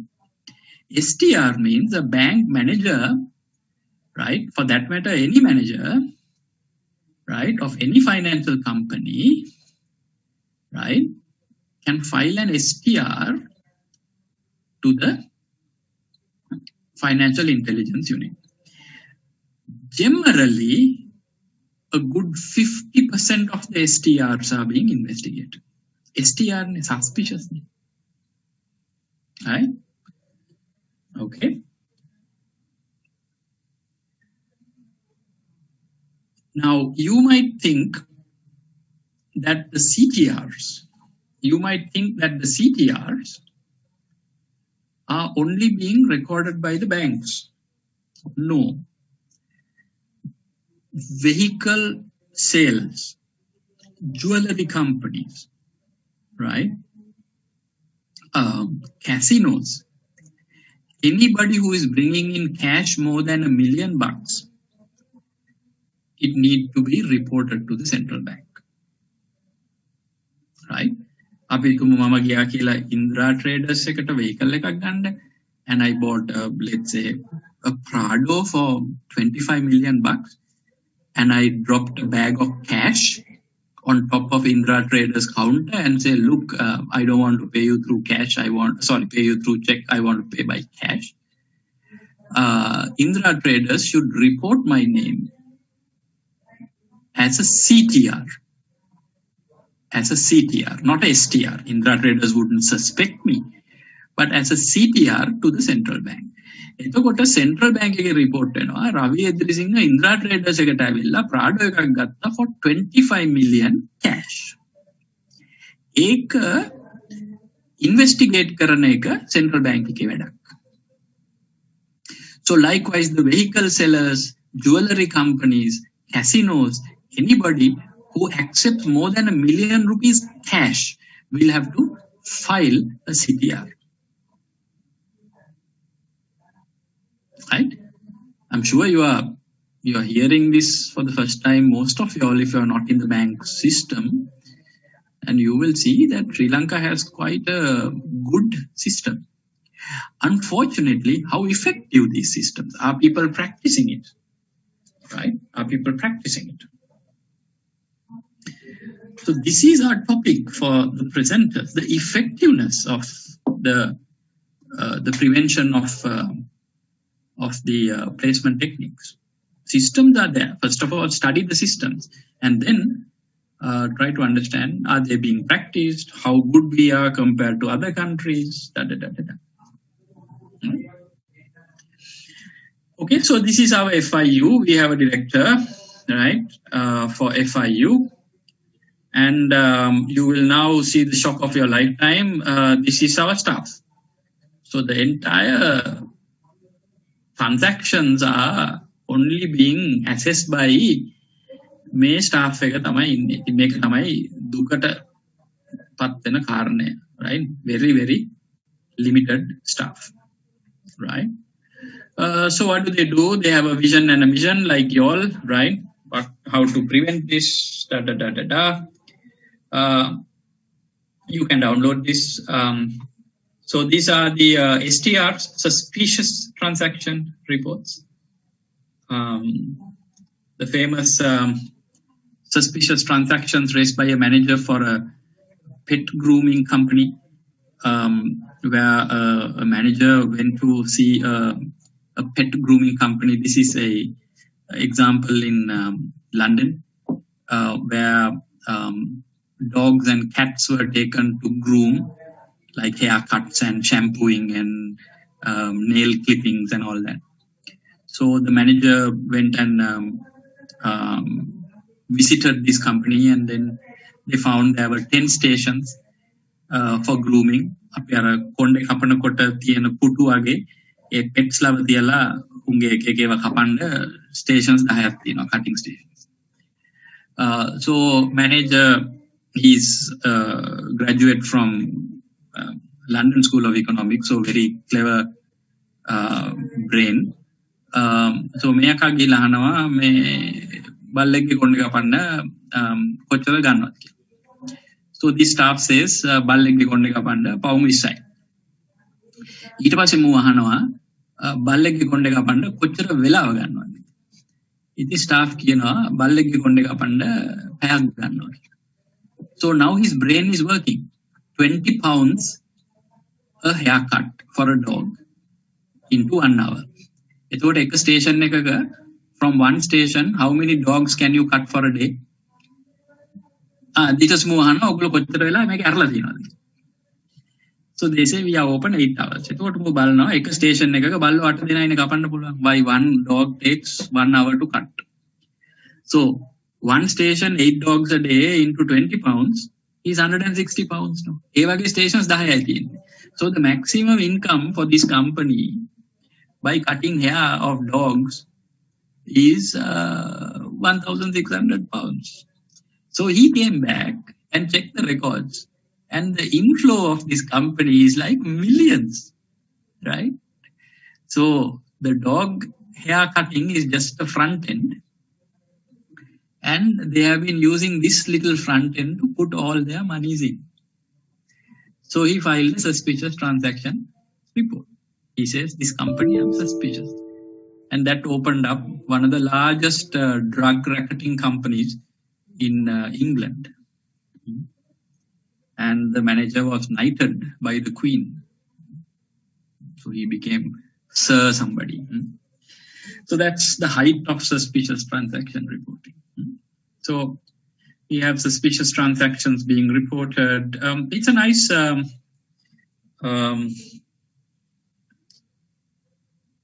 annual report.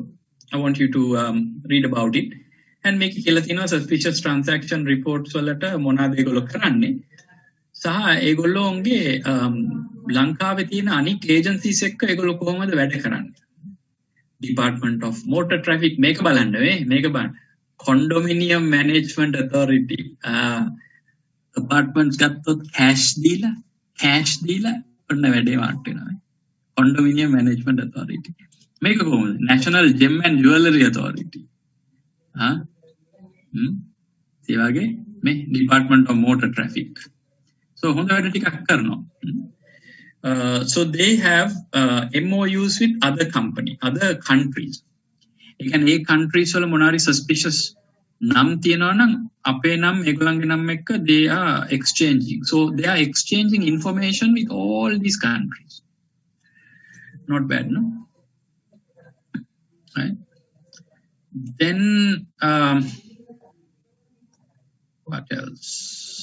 What else I want to show you? I want to show you some case studies that they've done.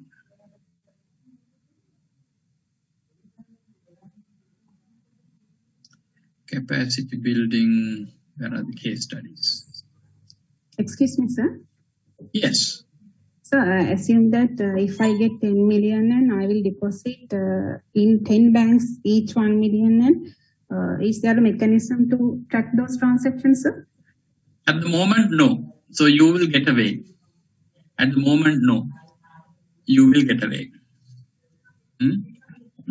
So if you get 10 million and if you ask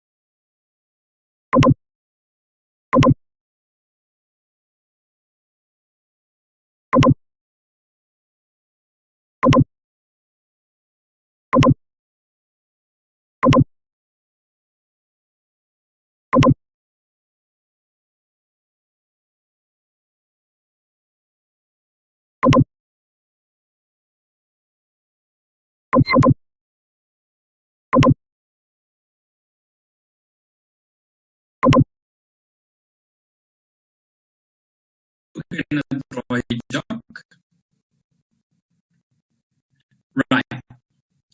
So what are the duties of financial institutions to prevent money laundering?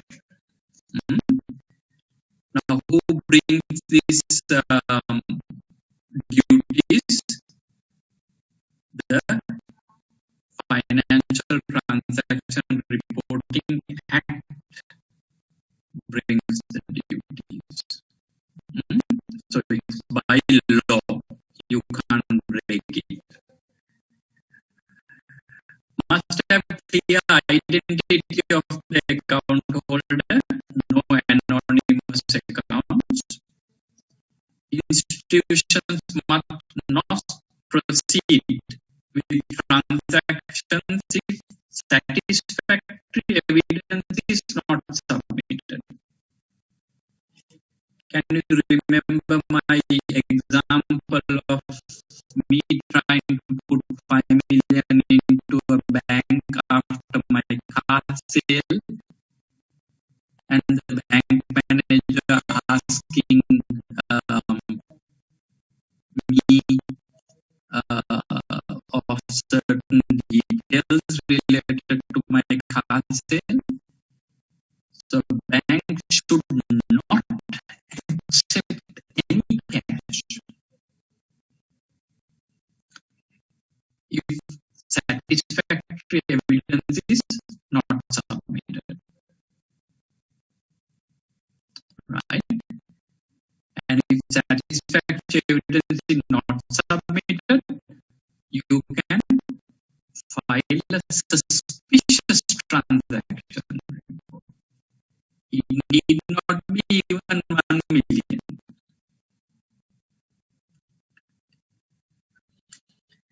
Must maintain all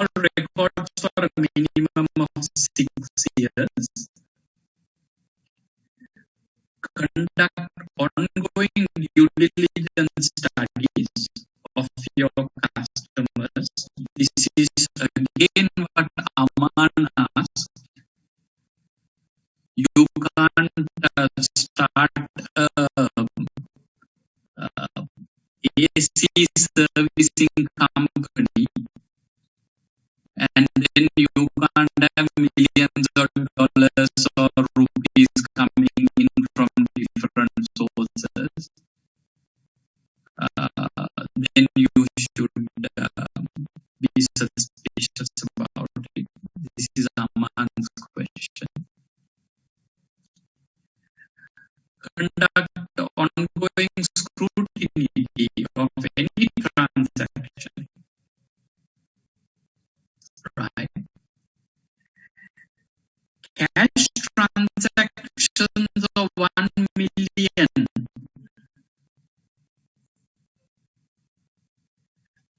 must be reported as CDR. Must. No choice. Must be reported.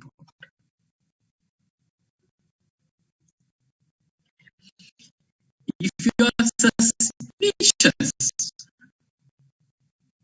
there's no limit. If you are suspicious, you can file a STR. So remember CTR, STR. In Sri Lanka, CTR not even 1% are investigated, but STR, good 50% is investigated. Appointment of a compliance officer, 100% looking into the compliances of the bank or the financial institute. I can't tell you the name of the bank because this is confidential. So there was this very famous bank who appointed a compliance officer, and the compliance officer's job is purely to check the compliance of the bank and report it to the central bank financial intelligence unit. There was this annual general meeting of the welfare society of the bank, and May Aksyage Karumeta, he was appointed as the president of the welfare club.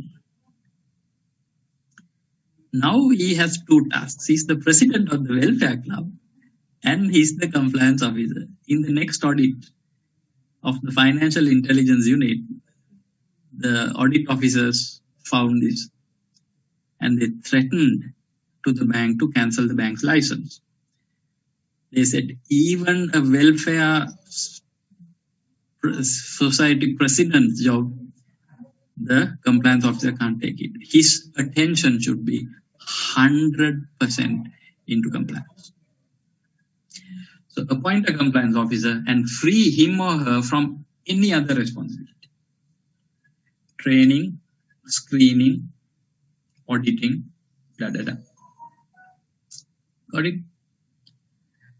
So we have this beautiful theory called crying wolf theory.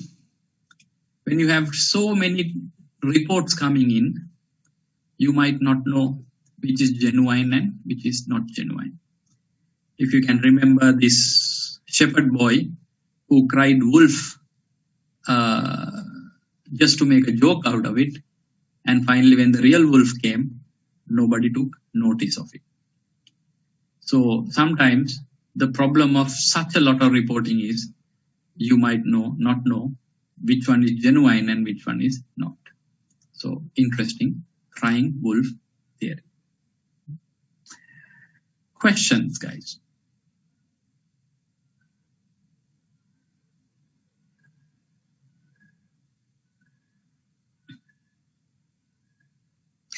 Super. I'm going to tell you the story of Kenneth Roy-Jock, who is a professional money launderer, who finally went to jail after getting caught. Then the United States government gave him a special pardon and took him out, and then made him one of the directors of their financial intelligence unit. So they took a thief to catch the other thieves. Yeah, he's now one of the most senior officers in the United States government. And thanks to him, they have unearthed so many money laundering rackets. There is a brief 6-minute video. I'm going to play it now.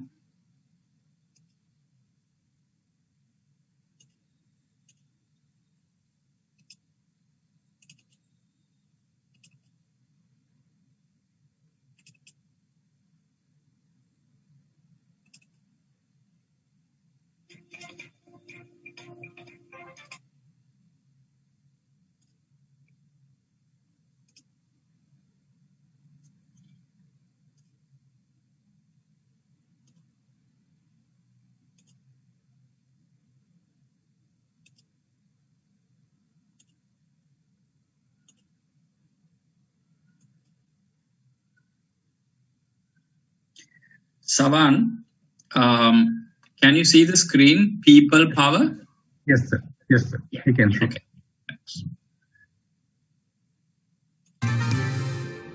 Welcome back. Each year, hundreds of billions of dollars of dirty money, largely the proceeds of crime, is cleaned by money launderers before it re-enters the global money market. And money launderers have many clients. 9/11 meant that the laundrymen also became targets of the so-called war on terror. And as the saying goes, it takes a thief to catch a thief.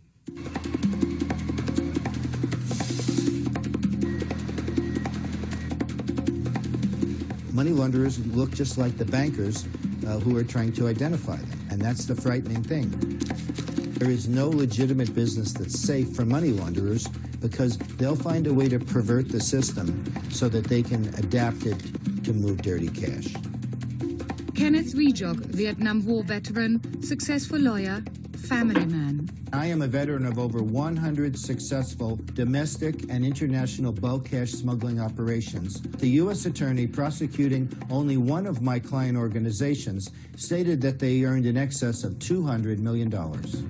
Money laundering bankrolls the underground economy. It bankrupts countries, finances warfare, and fuels crime.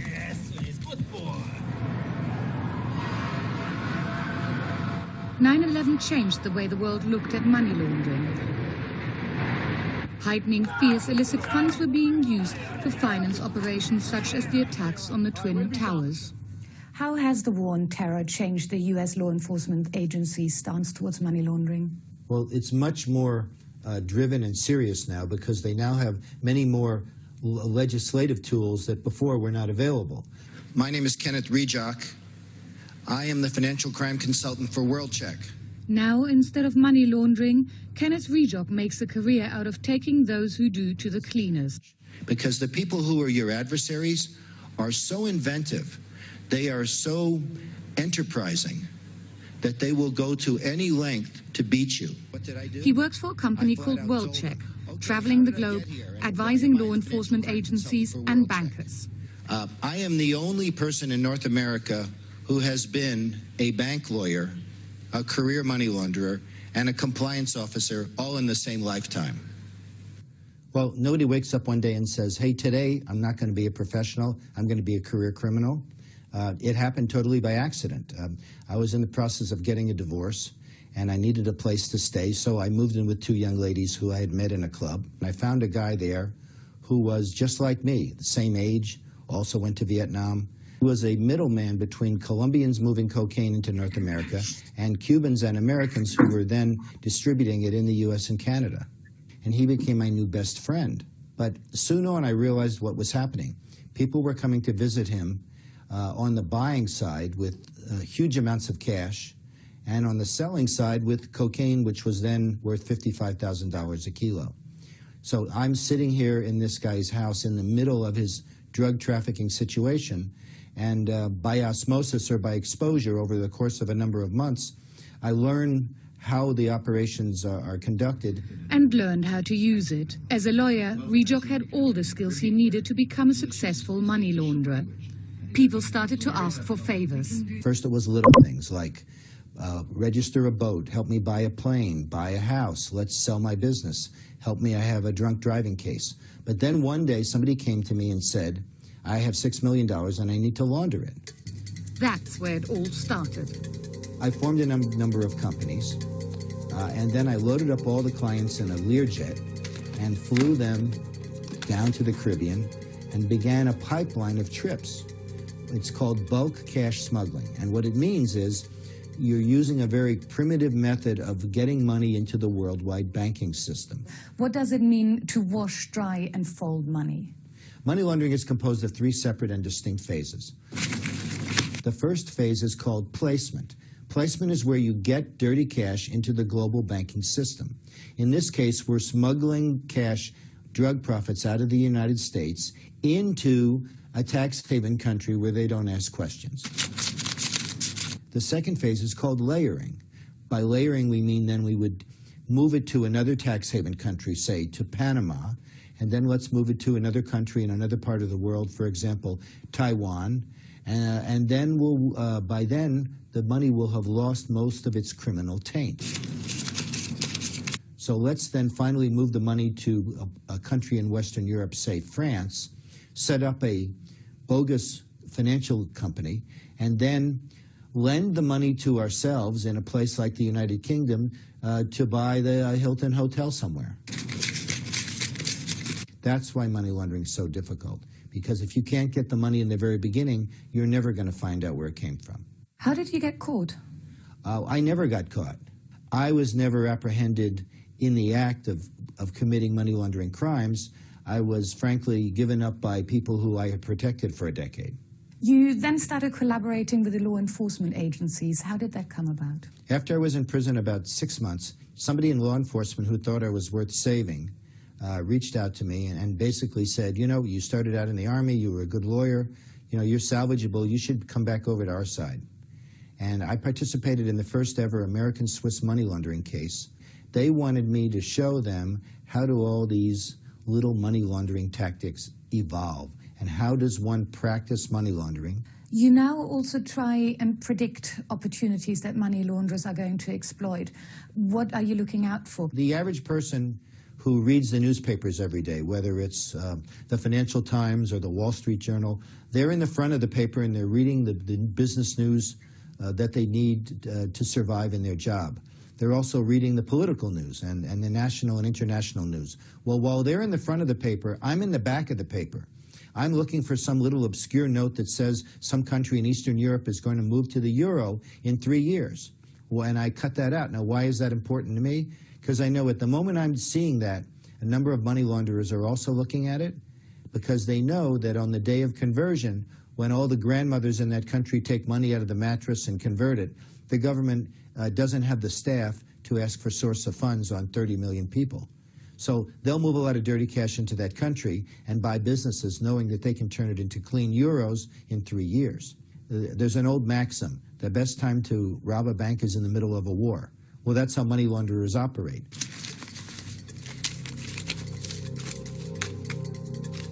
Although countering money laundering is one of the biggest challenges facing governments today, Rejok urges caution.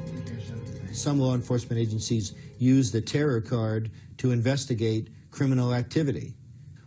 One wonders why law enforcement agencies will use the cards, the powerful cards, which they are supposed to be using for counterterrorism, for routine and regular criminal investigation. Well, the only victims are civil rights and our freedoms, because just because we have the war on terrorism doesn't mean that we're going to ever want to degenerate into a dictatorship. And I realize there are a lot of people involved in human rights and civil rights issues in this country that are upset about it, and they are 100% correct. That was Ken Rejok, money launderer turned law.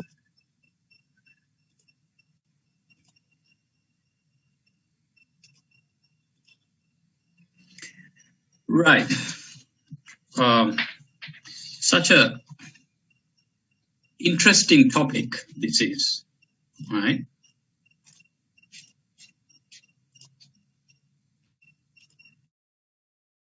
The knowledge is endless, and let me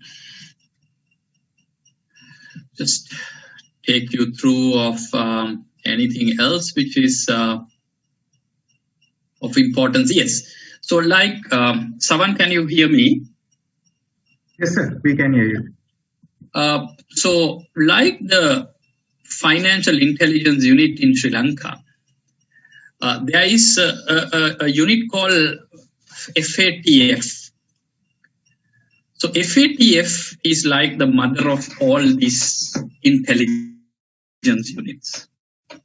So FATF does not belong to any country. It is like the International Monetary Fund. So FATF is like the governing body of all financial intelligence units around the world. Remember, when I say financial intelligence units, different countries might call it under different names, right? So FATF is more like the governing body. It's like the United Nations, which collates the efforts of the anti-money laundering around the world. So this is the effectiveness of anti-money laundering in different countries, carried out by FATF. And you can see Sri Lanka is not very pleasant. FATF is saying that most of our efforts are at a low level of effectiveness. See, we are marked at LE for most of the aspects. And this report is not outdated. This report is very, very new, 2020. If you take a country like Australia or United States, you could see, according to FATF, how effective they are. But if you benchmark ourselves with Bangladesh, you can see how Bangladesh as a country has come forward. And most of the areas where Sri Lanka is marked as low effectiveness, Bangladesh are quite good in their rankings. Right, so that's FATF. Currency reporting at the border. Yeah, I'll come to Wachovia. Any questions, guys? So Aman, I hope I answered your question in bits and pieces at different time intervals, yeah? Yes, sir, that's clear. Thank you. Okay, so let me tell you a very interesting story of Wachovia. You can Google this, Wachovia. Just type Wachovia money laundering. You will see, I'm not exaggerating, more than 100 articles on this. When United States was going through a very tough time, immediately after their US housing bubble crash, we call it the global financial crisis, 783 banks went into bankruptcy, and Wachovia was almost there as one of the banks. So Wachovia was in the verge of bankruptcy. Then, as per records, I'm telling you, as per all these articles published in the web, Wachovia was offered by the Mexican drug lords, right, to accept their money into the bank. So here we have a bank which is sinking, and suddenly you have a lifeline. Somebody in Mexico says, do you want any deposits? We can give you deposits. So sources say that Wachovia happily accepted these deposits. And in the process, compromised most of the anti-money laundering regulations.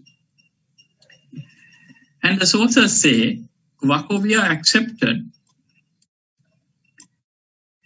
$343 billion into their bank. $1 billion.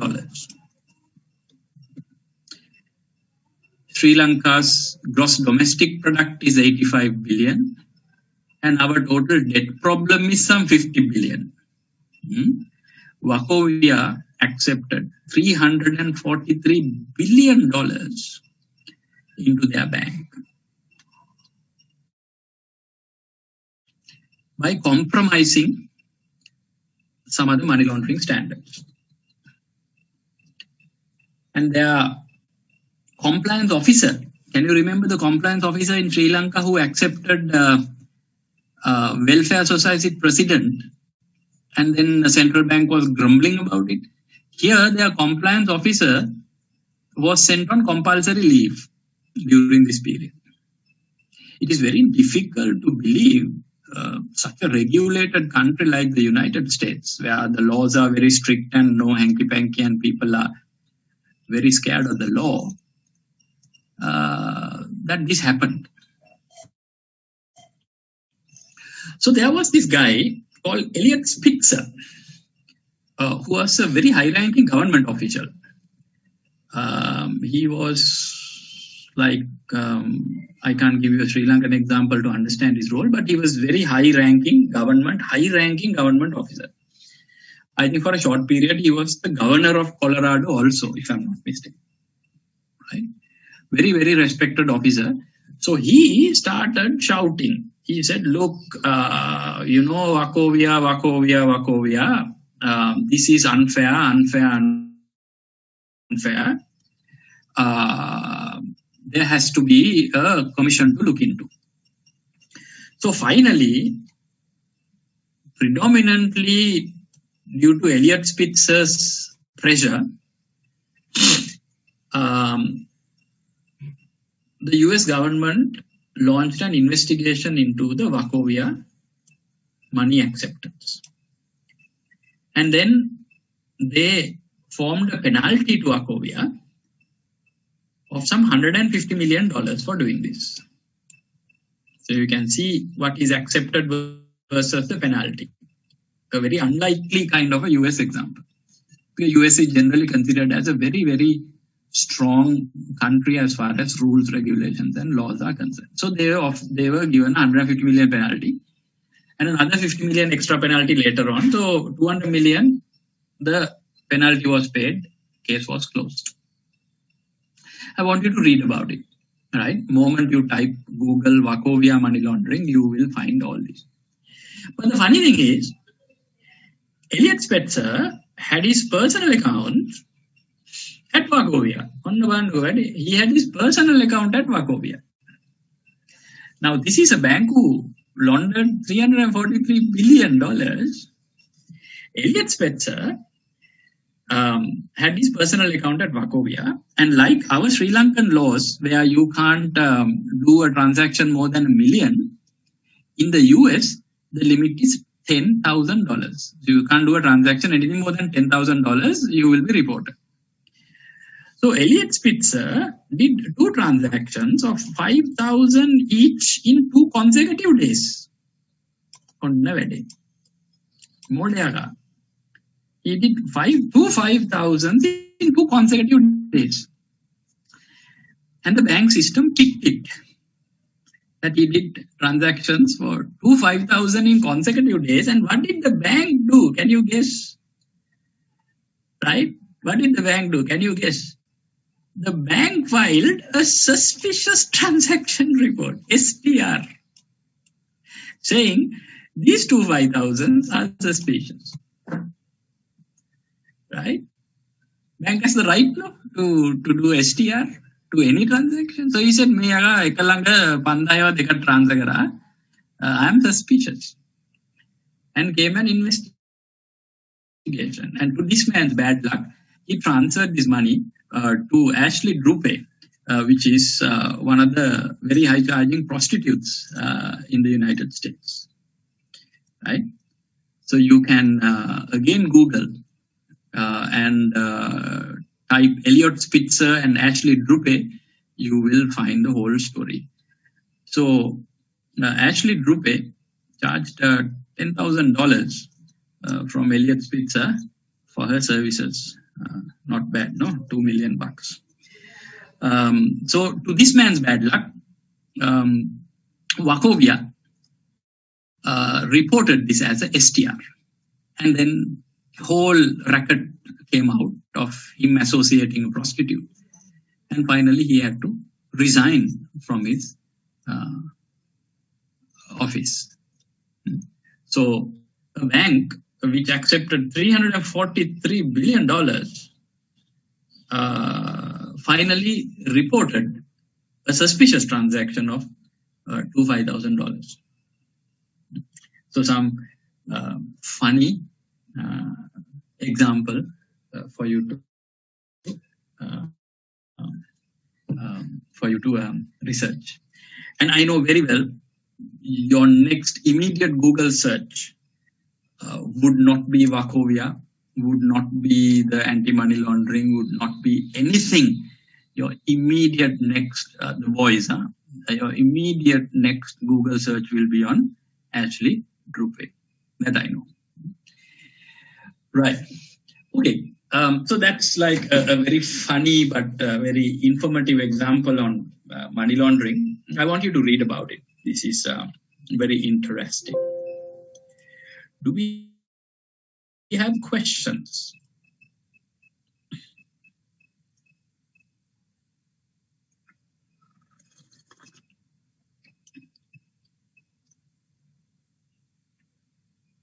So what I expect from our two groups, Charlie 2 and David 7, the effectiveness of the placement raising. So you can talk about the bank's financial intelligence unit, their duties, rules, regulations, try not to duplicate some of the things I have said, and how banks are practicing them, how effective, are all banks practicing it, not. You can do some country comparisons like what I have done, us with Bangladesh, us with Australia, us with United States. The outlook of Sri Lanka as far as money laundering is concerned.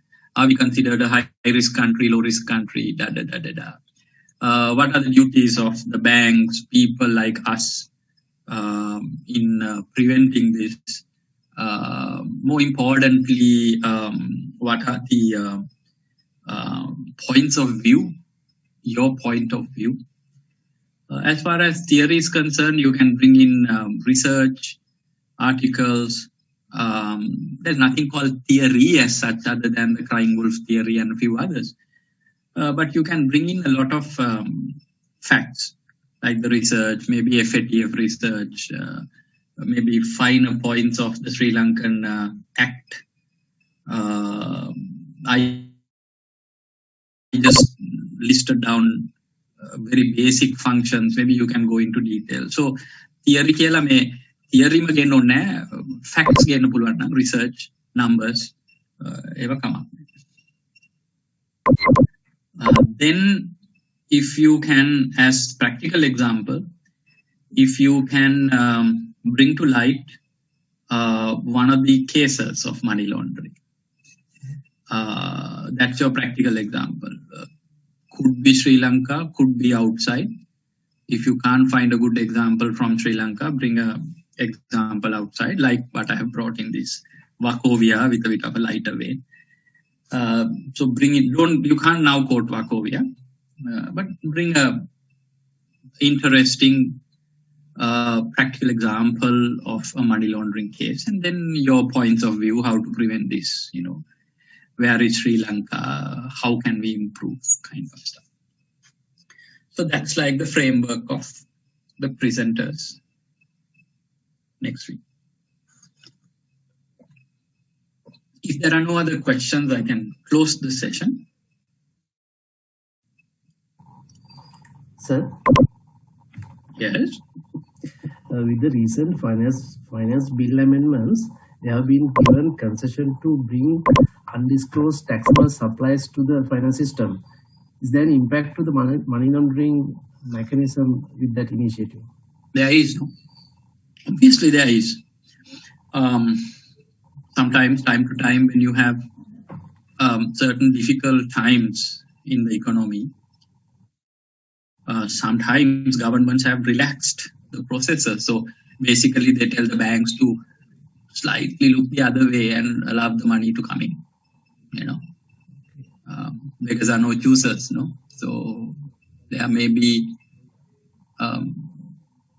certain informal relaxations of certain monies to come in, because we are in real need of certain monies to come in. So government might take a decision to relax them even further. And simply look the other way till the monies came in.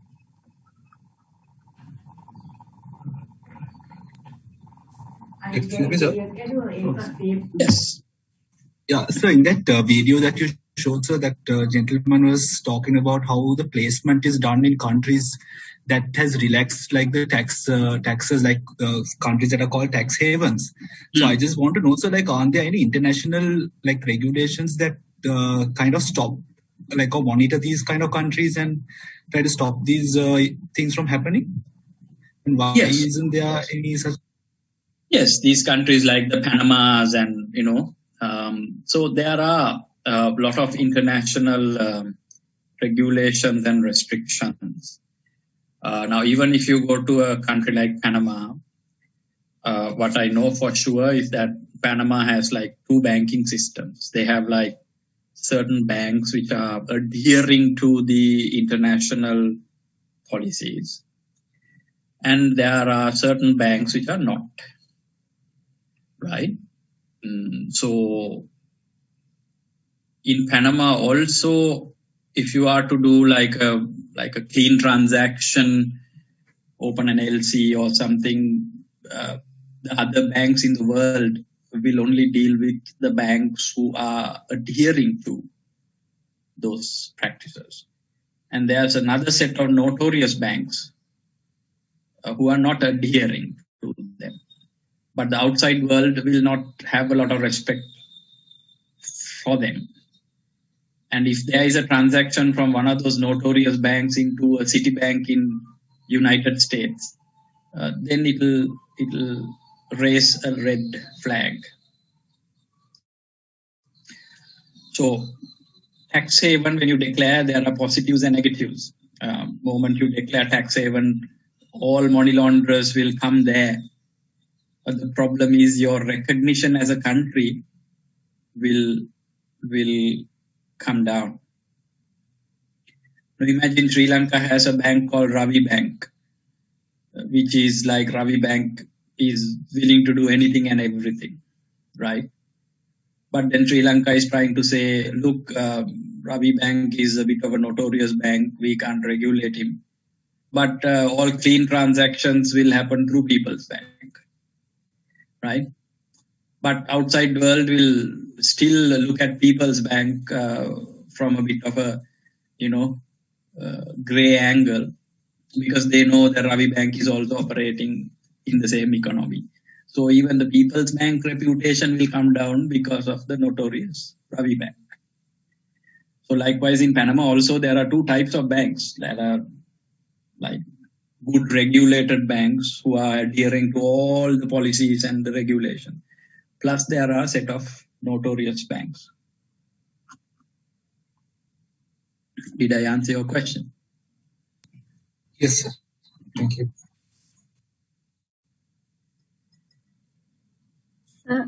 May I ask you a question, sir?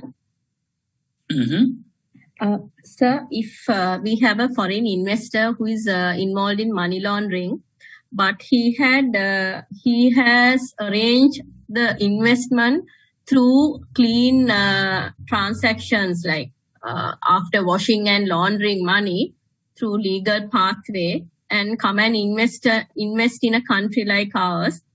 And still, it's the investors, countries, regulators who should be responsible of monitoring this particular company, is it? Correct. If we have received through a legitimate pathway, so we are anyway not at fault. Yeah, you are right. You're right. It is, if you've been watching Kenneth Royjack's video, it is the last stage, no integration, where the money somehow or other, through some or other method, came to France. And then France, they form a, if you've been listening to it carefully, they form a finance company in France. Now it is 100% legitimated. So before the money came to France, the money went all around the world, from Panama to Haiti to everywhere. And then finally money came to France. Now they formed a finance company in France. And they gave a loan from that finance company to a company in London to buy the Hotel Hilton. So now it's 100% legitimate. So as far as French authorities don't have a problem, and as far as the London authorities don't have a problem of accepting the loan, then you are at the last stage of money laundering. So right. That's what Kenneth Royjack said. No, so if you are to catch it, you have to catch it at placement. If you miss placement, right. then layering integration, it's such a difficult task. Okay, sir. Yeah, understood, sir. Thank you. The small clarification, sir. How does Undial work? How Undial works is the different monies are being used in different countries without crossing boundaries. Now, say for example, if I want to send $100 to my aunt in US, I will have to pay 20,000 rupees, not to pay $100. So my 20,000 rupees will never go to US.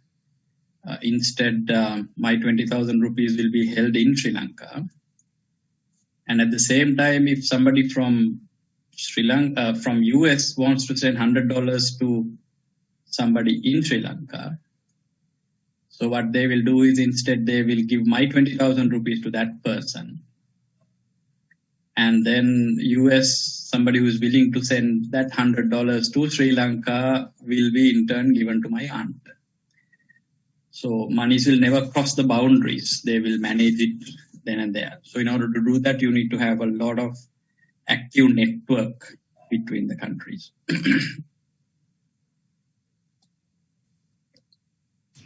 Even Swiss bank accepting this illegal money, right? How it's possible to banks in Switzerland, being in a European Union nation, they accept this? That's an absolute myth. Swiss bank is not accepting illegal money. Swiss has one of the cleanest banking systems in the world. They have traceability to unbelievable levels. If any government wants to do any investigation into the leaders who got involved in corruption, Swiss banks will give information up to the last decimal. So that's how some of the world leaders got caught and went to prison also. The only thing Swiss bank does is they allow people to operate under a code name. But with the court of law order, if you want to understand who is behind this code name, the bank will give all information. It's one of the cleanest systems in the world. So Swiss banks not being responsible is an absolute myth. Absolute myth. You can read about it. It's one of the safest and the most traced banking systems in the world. Excuse me, sir. Yes.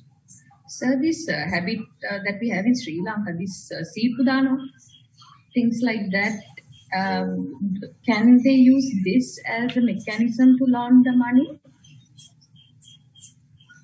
Or is it just to avoid tax paying, tax evasion? What is your view on this? And also, sir, my second part of that is also people who fall under the gig economy, who do all these little businesses at home and all of that. The primary reason is to avoid tax, but bigger corporation companies can put this sort of money into these sort of innocent activities that don't really come under the larger purview of any financial institution or government regulation. So it becomes a bit ambiguous, right? First of all, I don't think C2 system is money laundering, because when you do these C2 kind of transactions, the cash stays out of the banks. No, the laundering is about putting that money into the banks. So here the cash stays outside the banks. So I don't think it's part of the laundering system. Then the smaller businesses and all that, there's a tendency in Sri Lanka that the money stays in the business, that you don't trust the banking system. Say, for example, if you're running a small boutique, like a grocery shop, you will never bank your cash collections. No, you will keep it under your pillow and you will roll it out.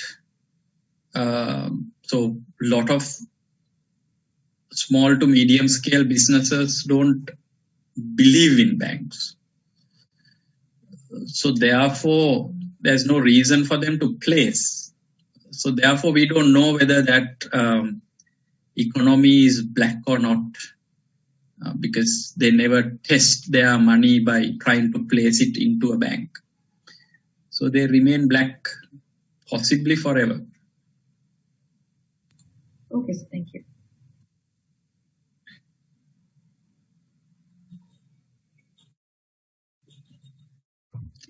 Good. So I will stop the lecture now. Sir, one more thing, sir. So one more thing.